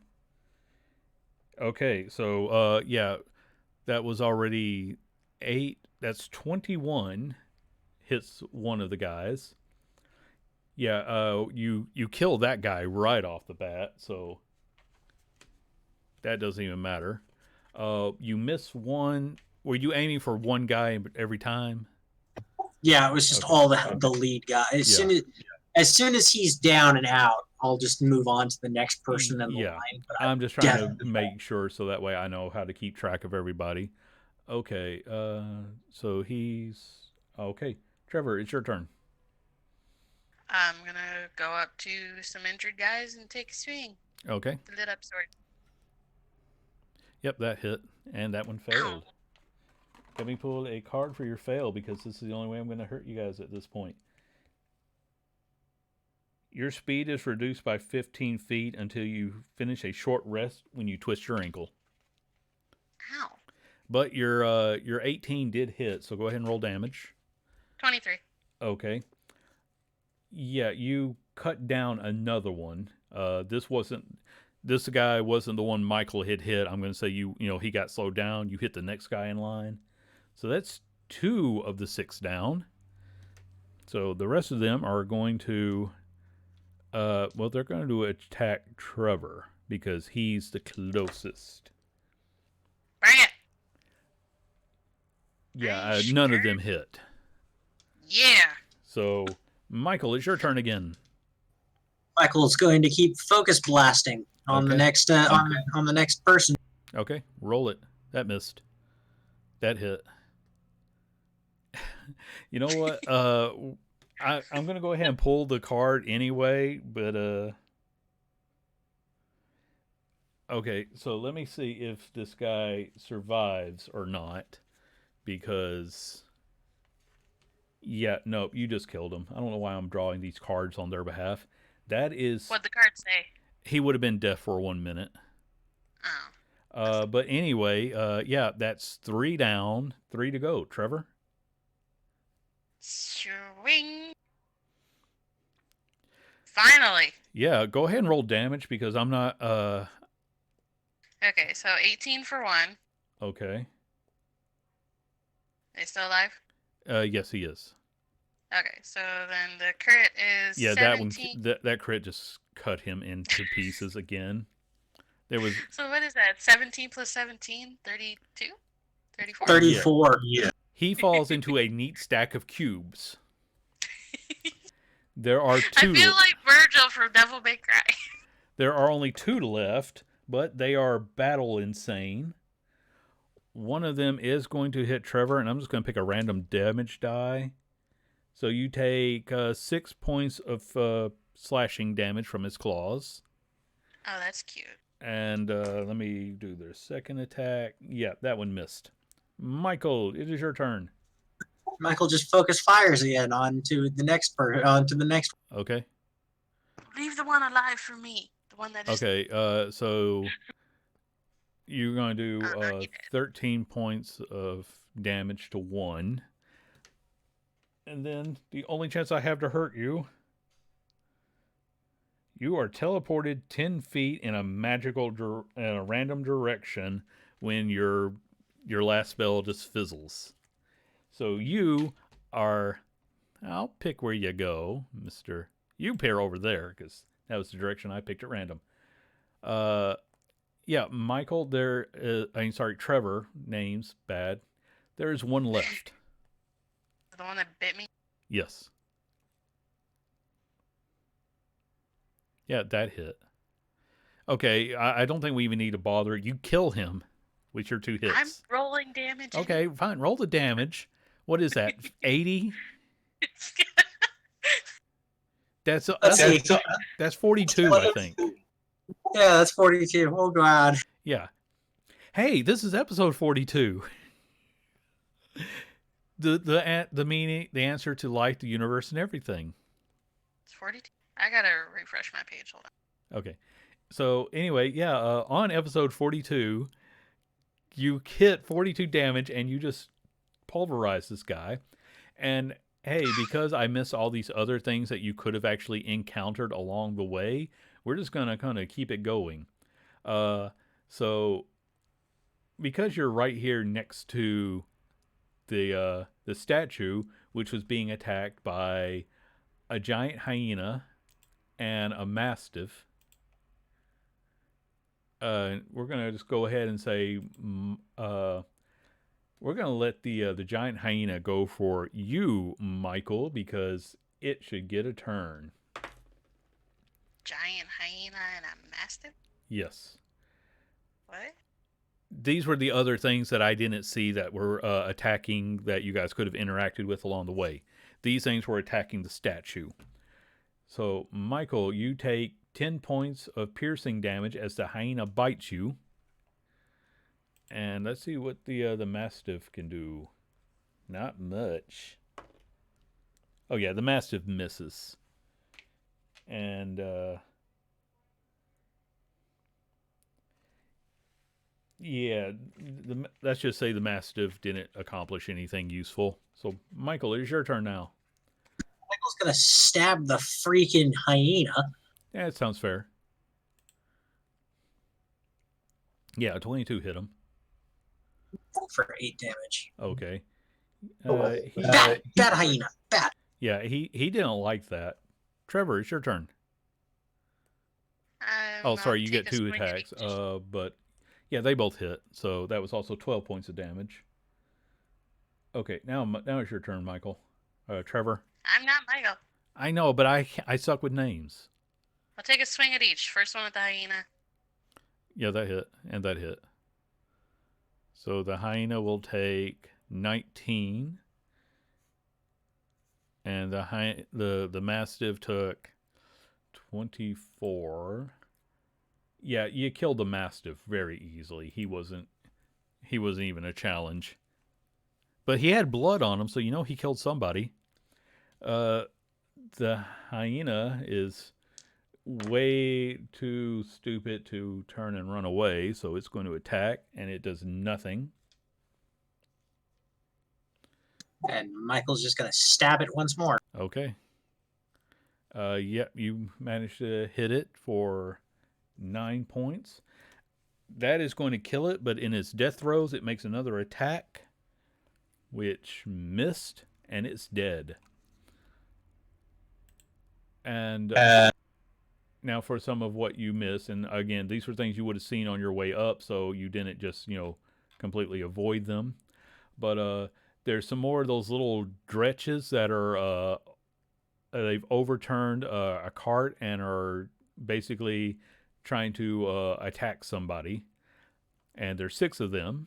If you want to go for those guys, Yeah, just Eldritch Yeah, Blast them. just, okay, go I'll just ahead go and up and just start sucker punch. yeah, one go out of ahead the and way. make your Hit him. attacks, and then Trevor can do the same. Okay. What? Let me get an idea of your damage here. All right. You kill one of them, Michael, and then your failure results in your nose grows 3 times its original size. For how long? We'll find out in time, won't we? Okay. Trevor is able to hobble up after them, and yeah, your 2 hits attack. If I do a quick lay on hands myself, will that fix my ankle? This is basically, let's say if you spend 5 points, then yes. Okay, I'll do that. Okay. As my All right, and then your slashes will take out one that he injured and kill another one, so you have 4 left. And let me just say, do random attacks for them. Yeah, they're not going to hit you, Michael. One of them probably hit his friend. I mean, Trevor. Michael, you can now attack again. Yeah, these guys have almost no armor, so you take out 2 more. And Trevor, there's 2 left now. Yeah, you know what? The holy sword burns them away in no time at all. The commoner that was there will thank you profusely for your help as she begins to run away. Are they running like away from the town, or are they running like into the temple? They are definitely not running into the temple because there is something that is pounding on the doors, trying to break them open. So they're going the opposite way. Yeah, Michael's just going to start shooting that thing that's pounding on the doors with Eldritch Blast. Okay. Yeah.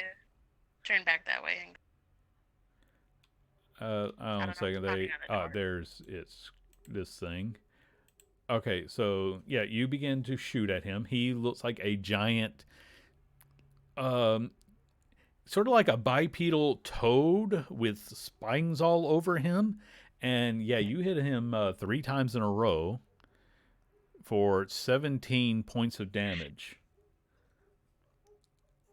Two swings. I'm trying to get math done right quick. He looks a little bit peeved at that. You I don't hit know him. if the 16 hits, but Yeah, the 16 does hit. okay, so 18 and 22. 22? Okay. Then I rolled a 1 again. Yeah, and I'm going to pull your critical fail now. I twist my ankle again. Your weapon, it becomes lodged in a non-damage dealing part of the enemy or a nearby object. So your second attack, he basically grips it and is holding the blade. I use my bonus action to pull it back into my pocket dimension, and I can You already keep the tier in there. So you said I could keep both. No. That's why oh, sorry, I didn't understand that. I said you could keep. I thought you were asking if you could keep it in there and it not attract attention. You can only keep 1 item at a time. I thought you said I. So no, that was. All right, but what was your original damage? You said 22. Yeah. Okay. Okay. So now it is his turn.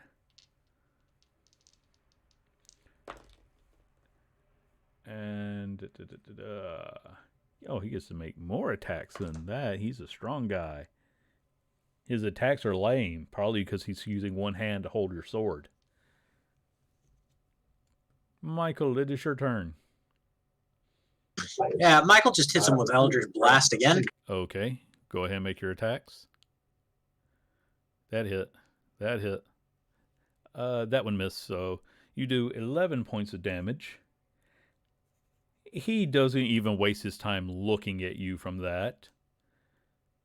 And Trevor, you said you're immune to poison now? I am immune to disease. I have poison resistance. Okay, then make a Constitution save for me. Okay, you are affected by the horrible stench that comes off of this creature, and you are poisoned until the start of its next turn. That means that Okay. all of your actions, you don't take any damage, but you are at disadvantage on your actions, and he is still holding your sword, so you're going to need to use an action just to retrieve that from him.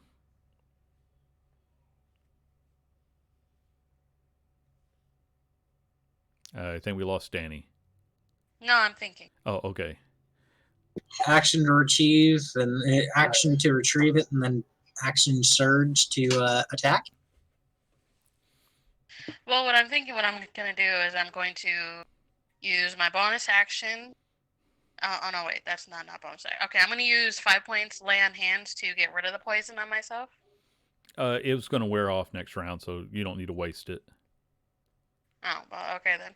Then I'll use my bonus action to turn my sword into a glaive, and I want to rip it out.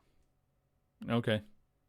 So you have to put your shield. You have to drop your shield, basically, but That's fine. you're able to retrieve the sword, and that was your full action. So Action surge, I would like to hit him twice with my glaive. okay, you will be at disadvantage because of the poison.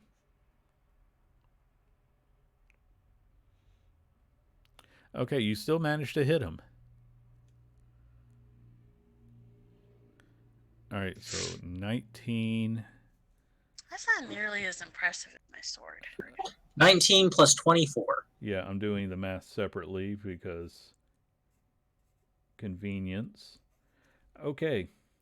Yeah, he's really not too happy with you there, Mr. Trevor. Does a 19 hit you without the shield?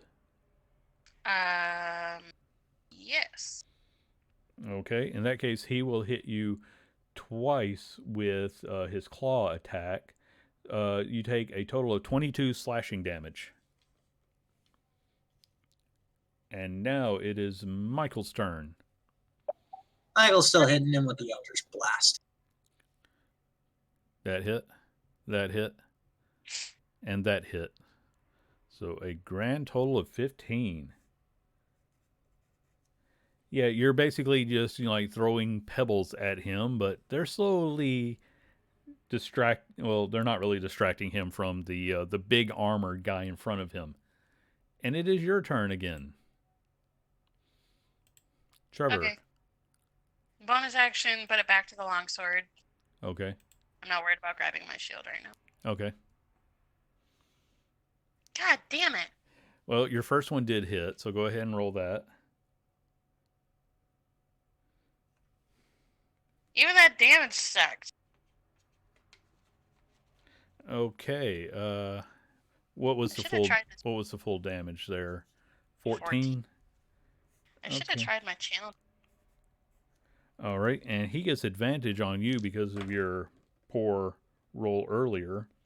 So you will take 15 points of piercing as he bites down on you. Ow. He missed with his second one.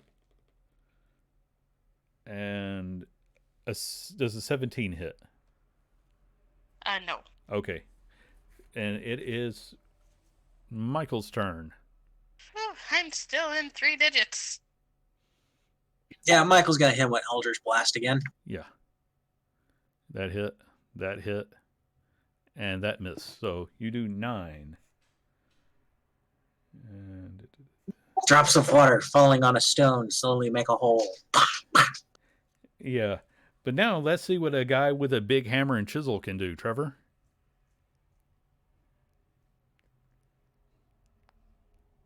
That hit and that hit. You cleave him with that first hit. Nice. I did the second hit for the proof of point. Yeah. In fact, do you want to describe how you do that second hit? I cut his head off with one hit and just kind of baseball bat it with the other one. Okay. So you chop off the head as the body falls. You turn the flat of the blade, hit the head, and it goes flying in the opposite direction. If people were not running in terror, they would probably be really, really thrilled to see that. I just like kick the body out of my way. Okay. And Ow! as you kill him, a chorus of screams rise up from people, sheep, and pigs as people, sheep, and pigs scamper through the town, chased by a demon with the lower body of a great serpent and the upper body of a six-armed gnoll clutching wicked swords in each of his hands. Ah, fuck it. Let's just go for it. Eldritch Blast the sun. Okay, let me pull up this thing. 2 20s. Wow, okay. But that damage, though. Put that damage, though. Yeah. I'm sorry, I shouldn't laugh. But I'm gonna. Unfortunately, the critical hit didn't apply to this one. But hey, you did 3 points of damage with that hit. Your Did second the one, ace. miss. You did a grand total of 13 to this guy. Michael just lifts up his finger as he does so. Yeah. That's pretty Flip much off how your own spell. That was Or just flip off mask. okay.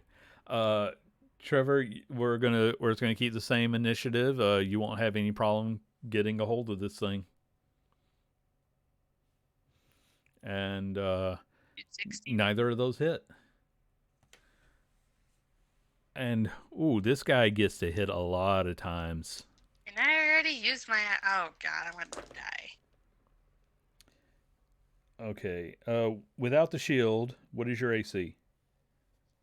18. 18? Okay. Yeah. No, 17. I'm sorry. Okay, No, 17? yeah, no, it's 18. Okay. Yeah, it's Okay. 18. I can't do math. I'm sorry. Okay, so his first hit on you is a critical. Can't be critted. She's wearing adamantine armor.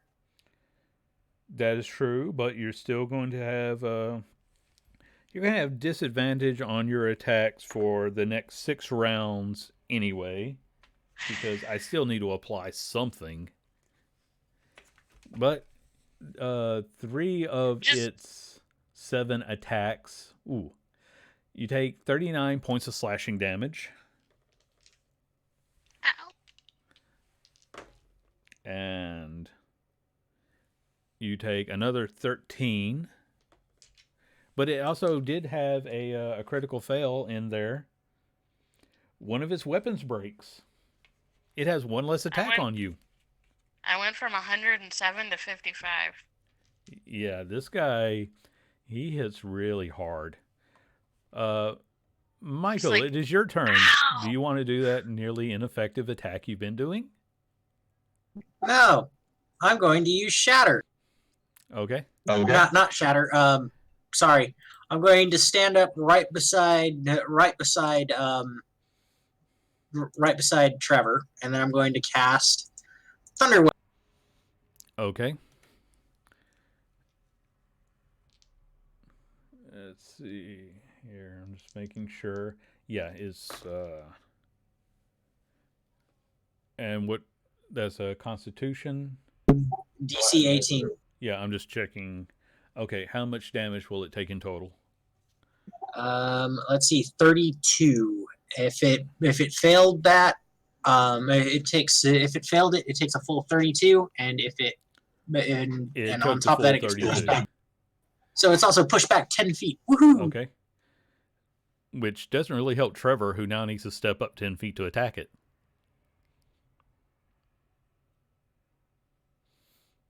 Not if Trevor switches over to the glaive and then starts stabbing from 10 feet away.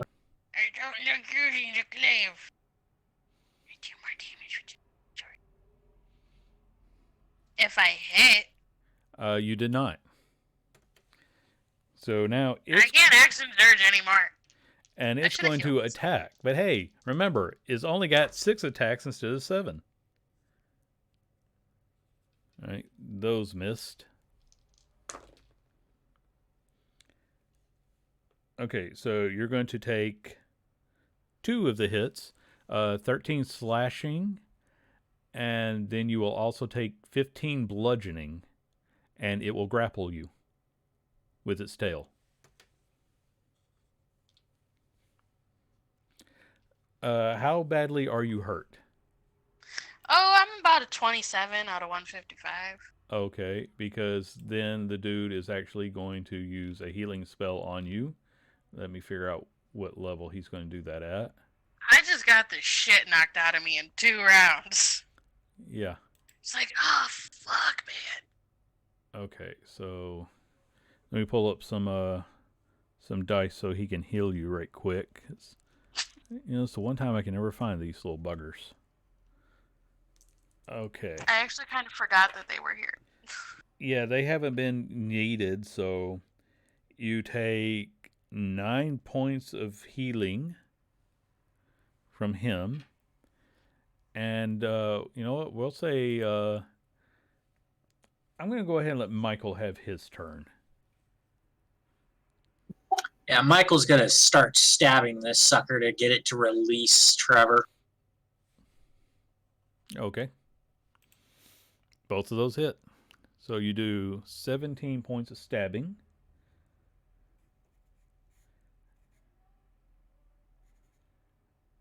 And I give Bardic Inspiration as my bonus action. Okay. Trevor, it's your turn. I'm gonna take 2 swings.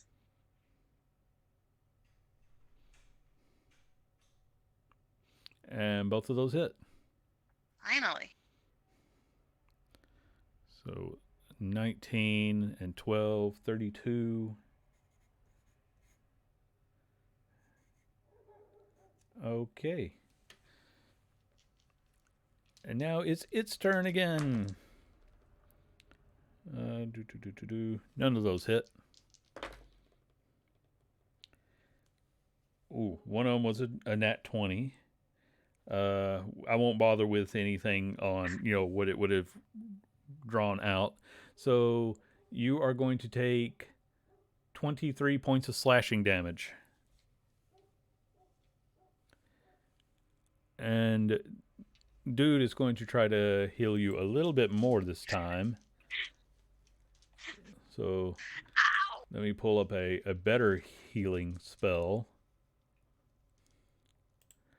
That'll be a better one. Let me pull up all the dice he needs for this. That should make you feel good when I say, let me pull up all the dice he needs for this spell. Right? Okay, that's enough. Ooh, wow. Both of you take 23 points of healing. Ooh. And it is Michael's turn. I'm literally battling that. Michael is going to See, I'm gonna just keep start stabbing. Okay, you do 21 points of damage. Yeah, Michael's actually doing more damage with this than he was before, so he's just like... Yeah, Trevor, your turn. 2 swings. Both hit. Yeah. Much better. 2. Okay, 18 and 19. Okay. All right. And that is now is its turn. And now that you have opened up numerous wounds on you, it's just going to teleport away. I know it's getting really frustrating. All these creatures are running from you guys. Can I do a dispel on that? It's a reaction, correct? Yeah. I thought it was you. Sure. I'm going to say you need to make a roll for this because it doesn't actually have. It's not a spell; it's an ability. So, go ahead and give me an Arcana check, or for you, that's a Charisma check.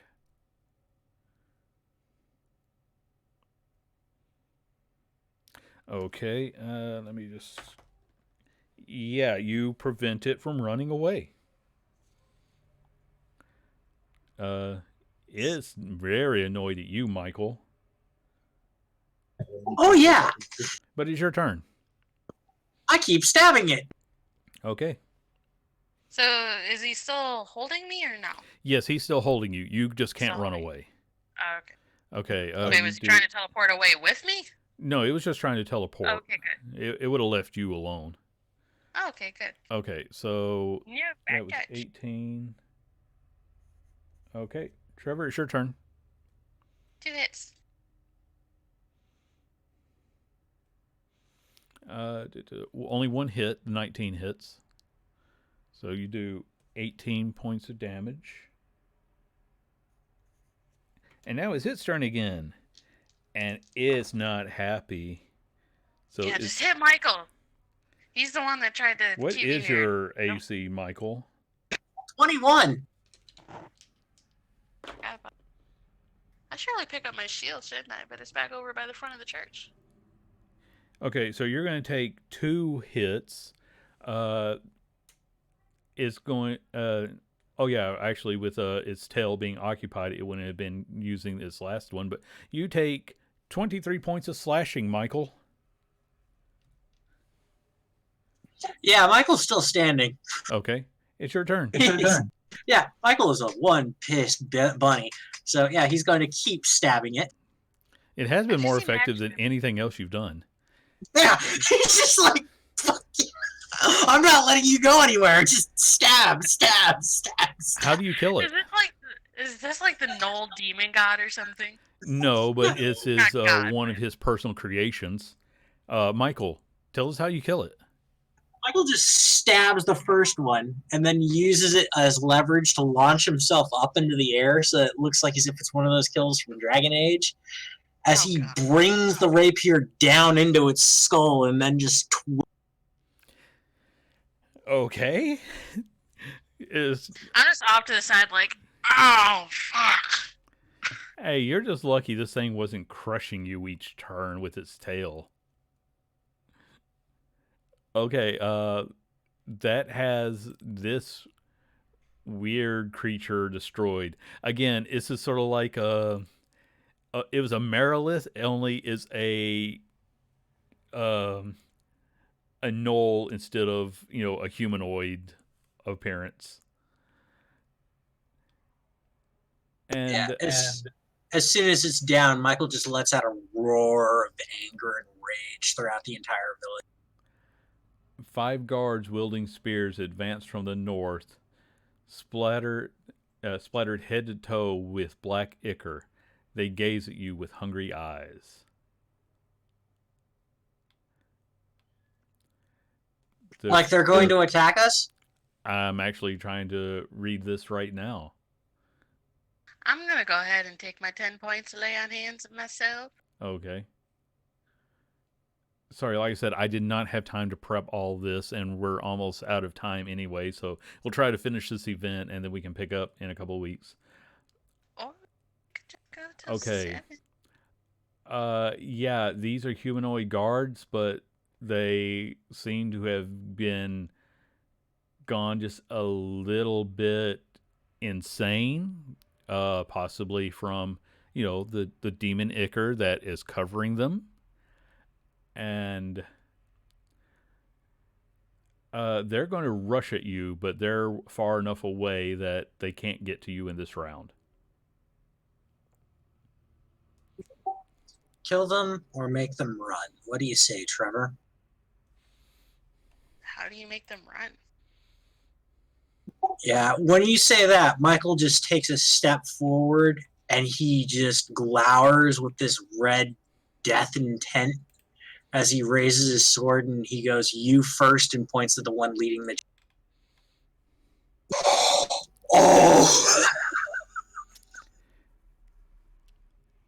And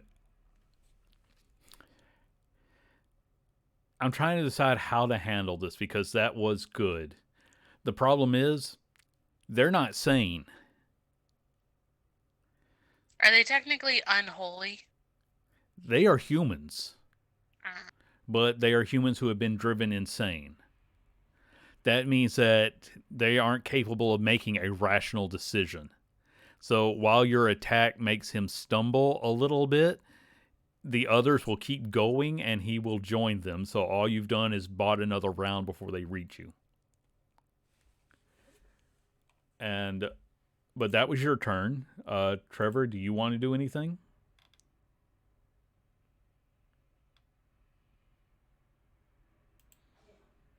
I mean, the only thing that I have that I can do is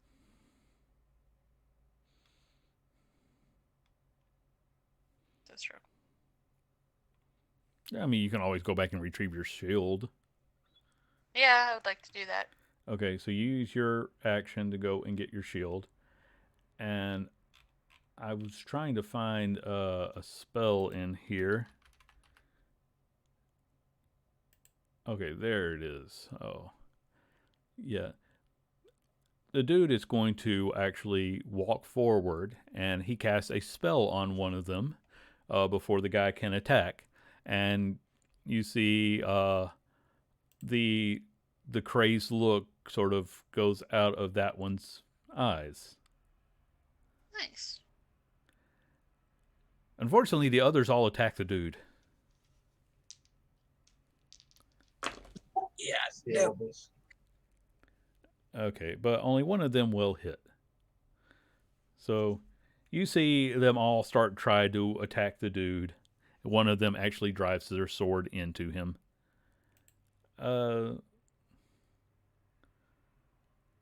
So Michael, it is your turn.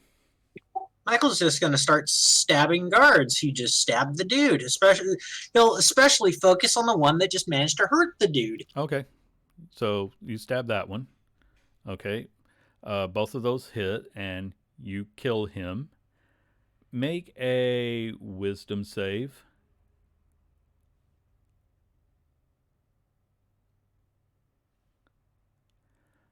Okay. You don't actually. You feel like something just tried to remove energy from you, but you manage. It doesn't. You manage to kind of shake it off.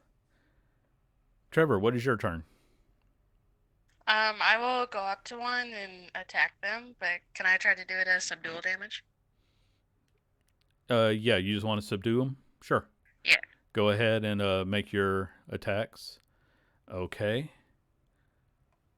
All right, go ahead and give me damage for those just so I know. Okay. You knock out 2 of the 3 that were remaining. And the dude is going to expend another spell.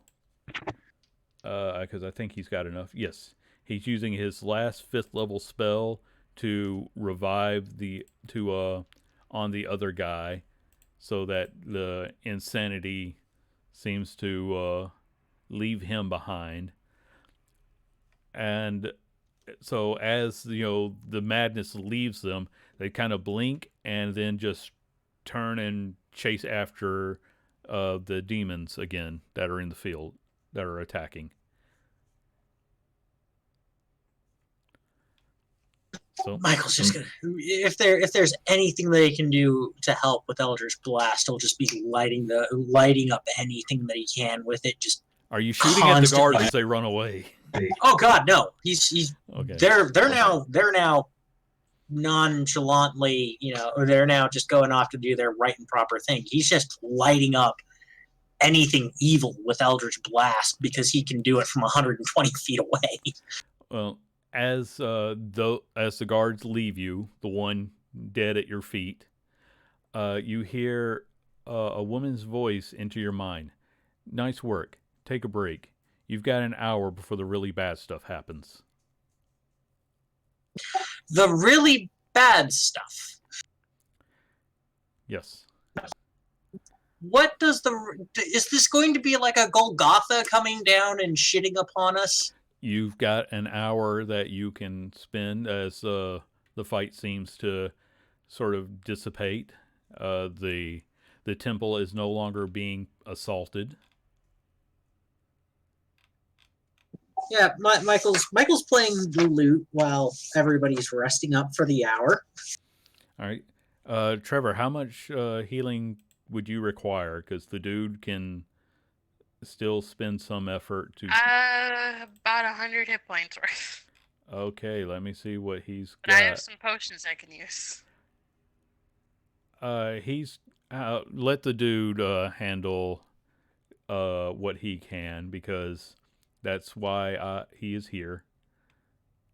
I can roll my hit dice too. Yeah. Okay, which healing does he have? All right. So let me see how much he can handle on his own before he has to resort to using magical items. Oh, hold on. Okay, I don't need that much more. I'm at 132 Okay. now. So let me see. That's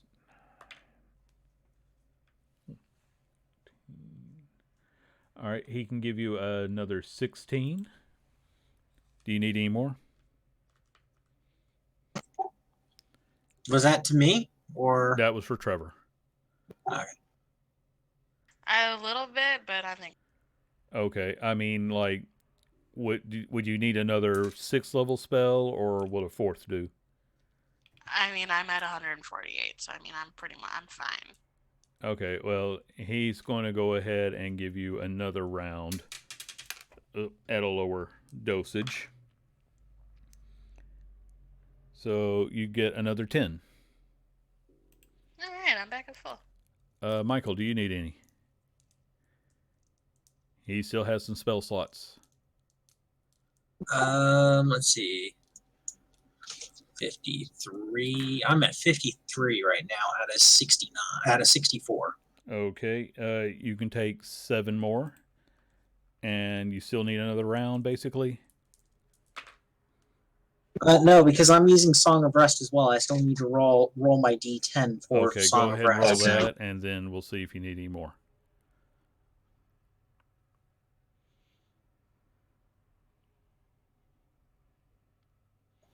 No, I'm good. Okay. Well, in that case, like I said, you still have a little bit of time. You can, walk around the town if you want to go to the temple or anything. Yeah, gonna go to the temple. Okay. There is a priest there who goes by the name Josiah Brightstar. He is a priest of Lathander. So She, this soft-spoken woman in her 40s, leads her flock in prayer to Lathander, begging the Morning Lord to send Zariel to protect the people from Idleglen once more.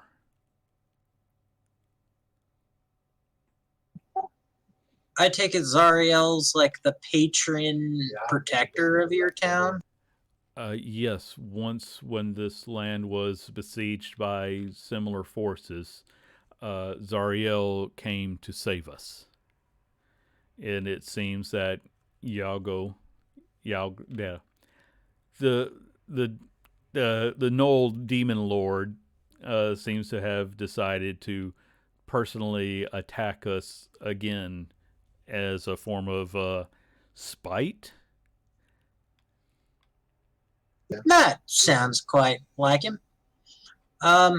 Start pretty much putting up whatever you can to barricade everything with that Sharpie. But with that sharp, we'll hold down the fort for as long as we can. She thanks you, and if you guys are going to go back out and prepare for the battle, they will barricade the door once again. They'll ask if you want to be barricaded in with them or outside. Michael's just like, I'll be outside. Okay. Because they're not fighters. They only have their faith to protect them. But if you guys are ready, the hour is up. Yeah, I'm ready. Let's do this. You ready, Trevor? Yep. Okay. Dude, it is an honor to fight beside you. Why are we getting gushy? What? Because we're facing off against demons. We've been doing that for the past week and a half. Yeah, but this one might actually be for the soul of Zariel. Okay. 6 demons appear at the western edge of Idle Glen. A hulking Do I have 8... my wings? Yes, you have your wings available to you. A hulking 8-like brute and 5 small dog-like creatures with rubbery gray bodies and big ears cackles in the distance, signal more enemies on the way. So this, Yeah, Michael. Michael Just hits the big ape in the face with Eldritch Blast from as far away as they are. Okay. Yeah, this guy is easy enough to pinpoint, so roll your attacks. Okay, all of those hit, even though one was pathetic. You did a grand total of 10 points of damage to him. Now, you recognize these little dretches, and you know you've been fighting them for a while now, and you've really been cutting through them like they're nothing. But they're now heading straight for you. Yeah, Michael's gonna just keep tossing Eldritch Blast at the big one until they reach us. We're gonna say that you got one more round, unless Trevor just wants to run straight for them. You can get. No, I was gonna stay right where I'm at and hold position. Oh, hey, that's actually a good plan for once. Okay, all of those hit, so you did 20 points of damage to him this time. As soon as they get up close, he's just going to be switching over to the rapier and just be like, "I'm going to stab you." Okay. So, Trevor, we're going to say they're close enough that you can now engage. The big ape-like guy is showing some damage. Yeah, both of those will hit. If the big guy's close enough, I'd like to hit him with. Okay. Yeah, you cut the big ape thing down with your 2 attacks. Oh, that was easy. I just punched one of the other little fuckers away. Unfortunately, that took both of your attacks just to bring him down. So now, oh, okay, that's fine. The little guys, anyway. The little guys are all going to gang up on you, but they don't hit either of you. I just kick one as a bonus action. Yeah, it just was. All you did was make sure that he bit at your leg, but he missed. Trevor, it's your turn. You mean Michael? Yes, it's Mike. It's somebody's turn. Okay. Michael's just stabbing the little ones now. Yeah, you managed to stab one of them twice, and he's alive, but you can tell you hurt him pretty bad. Okay. Is he dead now? Yeah, he's dead now. Oh, God damn it!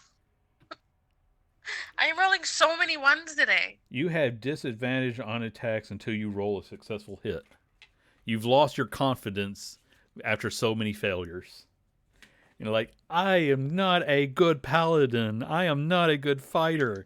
These little dog things are trying to eat me. These little dog things just rolled a 1 and a 2. So they don't hit anybody. Are they discouraged? Or is it just gnawing on its own leg? You know what? Make a Trevor, make a strength check versus his dex. Oh, he got a natural 20. I got a 27. Yeah. So why does that keep saying 9? Basically, I don't know. Deal with that later. Basically, you took out some of his teeth as he tried to bite you. Michael, it's your turn. Stabby, stabby. Look at that hit and that hit. So. Oh, I see why. It's trying to make my proficiency 5. But still, because. Yeah, no, it's not 5. It's still 4. That's why. Yeah, you kill another one. So there's now 2 left. Trevor. That hit. Well, I don't have disadvantage anymore. Yep. Okay. So your first attack kills 1, and your second attack severely injures another. So he's still stupid enough he's just going to attack you, but he missed. So, Michael, let's see if you can finish him off. Yep, you finish him off. And because this is not a natural sequence of events, but just the memories, uh, we're actually going to not deal with like every single round of things that come out. We're going to go straight to the big one. A wild, hideous laugh pierces the air and cuts through the din of battle. A giant gnoll covered in matted, blood-stained fur and swinging a three-headed flail charges out of the haze from the west. Gore drips from his red maw, open and violent and laugh. If it's within 100, if it's within 120 feet, as soon as it comes out, Michael just starts Eldritch blasting it. Okay. So yeah, he's as soon as this thing starts getting within 120 feet of range, Michael is just letting loose on this thing with Eldritch blast every turn that he gets. Okay. Let me see what his speed is. Yeah, you can go ahead and launch those attacks. I'm gonna pop out my wings. Okay. Just think. Your last one. The last Yeah. one. Hit. Okay, so The how 29 many? doesn't hit? Yeah, the 29 was the only one that hit. Oh. Shit. Sorry, I saw like multiple ones coming in. So, let me sort of check on exactly what all is going on. All right. Here. While you do that, I need to go change my son's nappy real fast. Okay. Yeah, I didn't mean for us to keep going on this long, but I kind of want to wrap this one up. I hate this 3-hour shit. Well, we don't always need to keep things going on forever, but so yeah, he's basically ignoring you guys as he goes straight after the statue. So Trevor, you can go after him if you want to. Yes, please. Okay, let me double check his AC. Yes, you hit him both times. Oh, really? Yeah. Okay, that's 25 and 19. So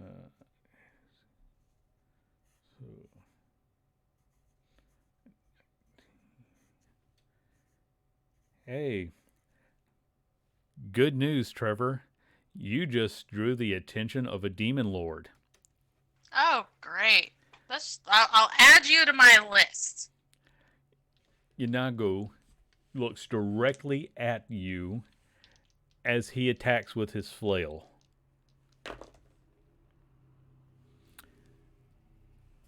Let me see. Each of these is slightly different. Okay. Did I have to fly to catch up to? Well, he is on the ground and he was running Okay. straight for the statue. So you can be flying if you want to, but you don't need to. Okay, cool. Okay, so you're going to take, for starters, 13 points of bludgeoning damage. Oh, that wasn't as bad as I thought. Hold on just a second. Oh, sorry. That's on top of the actual damage. That's a grand total of 28 points of bludgeoning damage for the first hit. The second Is hit. that counting the Is that counting the 13? No, that was 28? combined. That was 13 then 15 for one hit. Okay. For the second hit, you will take 15 points of bludgeoning damage, and you need to make a Constitution save. Nope. You are paralyzed until the start of his next turn. And what was your AC with a shield? 20. Okay, then in that case, you take another 15 points of bludgeoning damage, and you need to make a Wisdom save now. Oh, goody. Yeah. Okay. Fortunately, confusion doesn't really matter if you can't move. So, Michael was just going to probably stab it. So let me just pull up his character and do a couple of stab Or Eldritch attacks. Blast. Where is his rapier?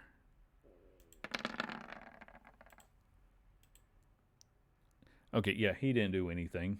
You're frozen. So it's going to attack you again.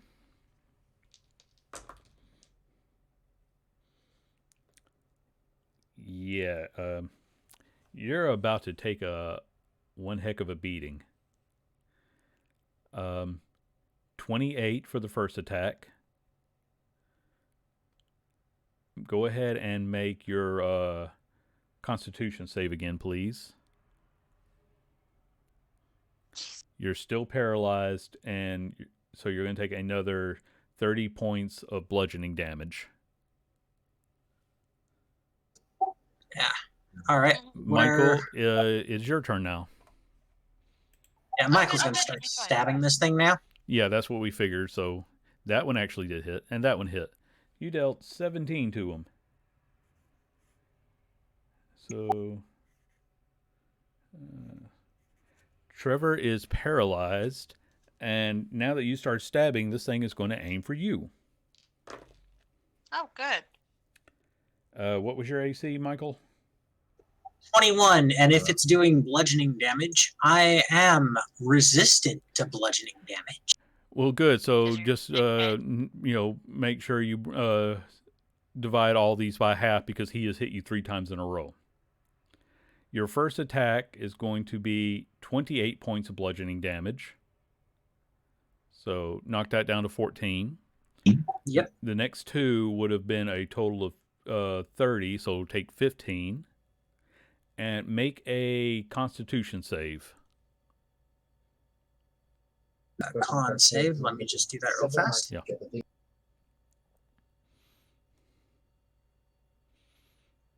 Yep. Okay. Nope. You're paralyzed.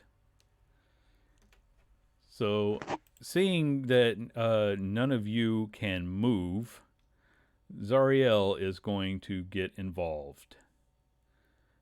Sorry. Yeah, Zoriel. I messed myself up naming somebody, similar to somebody who's going to be very, very useful in all these. She hits with 1. So let me see what her damage is going to be real quick. Because she's adding some stuff onto this. Okay, so she dealt 13 with normal. But she's also going to be adding on the most powerful spell she can lay on top of this attack, which is Branding Smite. Oh my god! What? I can smite! We never said you were a good paladin. So she adds her most powerful Branding Smite onto this. Let's see, 12, another 14 on top of that. So he's still, oh, and this is a Demon Lord, Michael, so he's got points up the wazoo. But he did just get hit by a paladin who inflicted, extra branding damage on top of him. So he's obviously a little bit focused on her at the moment. Let's see if he can hit her. He's not trying to kill me anymore. Ooh, he just got 2 natural 20s and a 1. Give me just a minute to do some math. I'm not even going to bother pulling cards. This is just going to, hit her for what it would hit her for. Let's see. Ooh, crap. Glad it was her, not you guys. So, yeah, he swings his flail at her, and he crushes her into the ground. No. But hey, you guys can move now because once his turn passed, your paralyzation wore off. Michael, it is your turn. Michael's going to give Bardic Inspiration to Zoria. Okay. And then he's going to stab. Okay, those both hit. So you did 16 points of damage to the Demon Lord. Trevor, it is your turn now. I don't know how to get rid of these three. Oh, there. I have 3D dice rolling whenever I roll, but I forget how to get rid of them. Settings. Well, no, I mean, like, clear them off later. I like having them. It's kind of neat. I don't use the dice too often. I'm gonna take 2 swings, I guess. Okay. Ow. Yep, both of those hit. Okay, wow, that was pretty good. That's 28 and 26. No, 27 and 26. And I'm gonna use the bonus action potion. Okay. Ooh, you did 53 points of damage there. That's not bad. That is enough to make you noticeable again.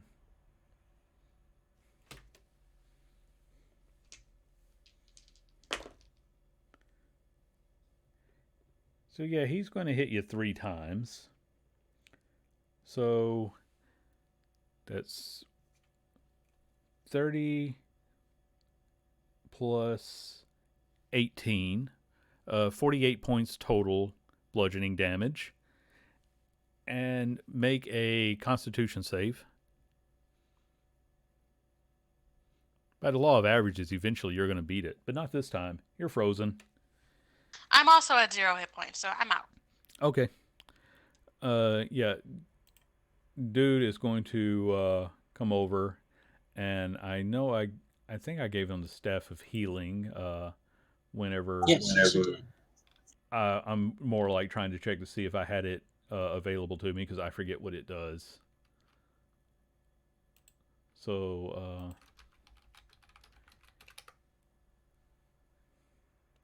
let me just pull up what it does right quick. Let's see. That is a D8. So okay. So he is going to use 4 charges to cast Cure Wounds on you, Trevor. And that's going to be 14 points of health. And it is Zoriel's turn. And seeing how she is, about as dedicated as Trevor is. Oh, she got a natural 20 on her hit. Smite, smite, smite. Let's see. Fuck, I forgot. God damn it. She can make an extra attack this round. So let me see what all... I mean, obviously she was throwing smite onto it because she's a good paladin and she knows how to use her abilities. So... 4. That was 11 plus what? I could have been using Divine Smite at level 2. Yes, but you suck. You really, really suck. Oh, she did really good. She did 17 points on top of that. And then she gets to do her follow-up attack from the critical that she rolled really well. That didn't help, but she just dealt another 28 points grand total. So, see, she doesn't do as much damage as you. But she puts a lot more into it. Let's see.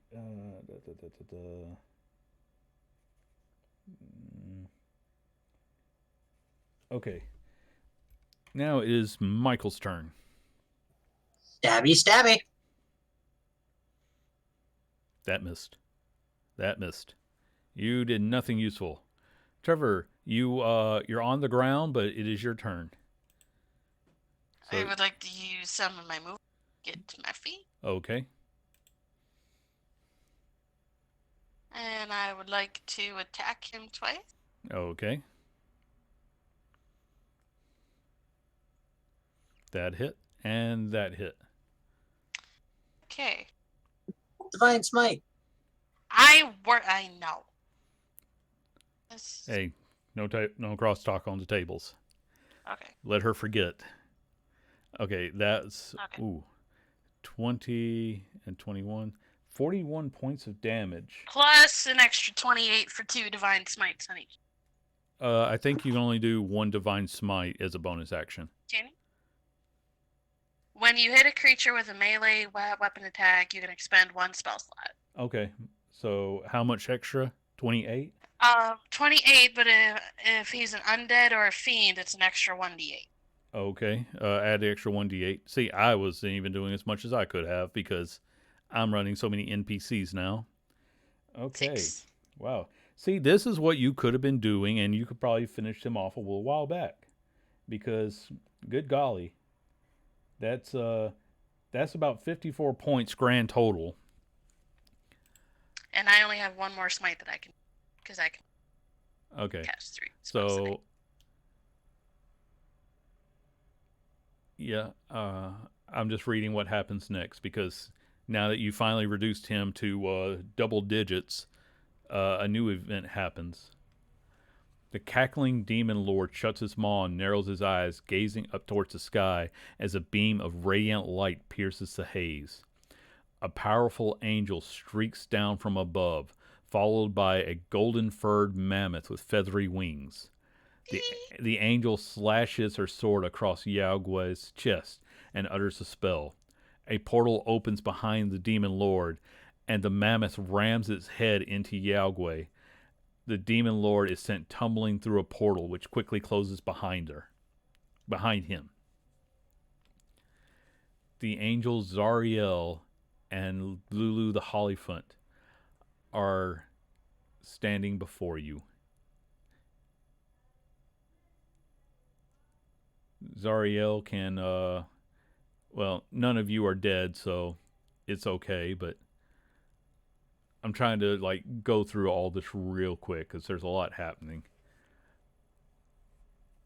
Yes, Zariel and Lulu will introduce themselves to you, because they don't know you in this, past. And, let's see. We're just going to say they're going to go ahead and heal you back up to full. Yay. While these introductions are happening, the original Hell Riders appear on war horses and kill any remaining demons or gnolls. One of the Hell Riders, a woman in her 30s with a fresh, deep cut on her cheek, thanks you and introduces herself as Y'all. She gives you a wink before lining up with the rest of the battalion. You will also recognize Olanthus and Haramon in their original human forms.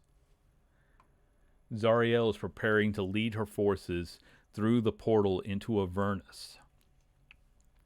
All of the creatures except for her, Lulu, and the characters stop moving and responding as if frozen in time. Zariel turns to the characters and says, Yaoguai slaughtered those I swore to protect. I can stop him and others like him. I might have to give up all I stand for, but I could stem the tide of chaos and save many lives from the demonic terrors of the abyss. Were you in my place, would you risk it all to save others?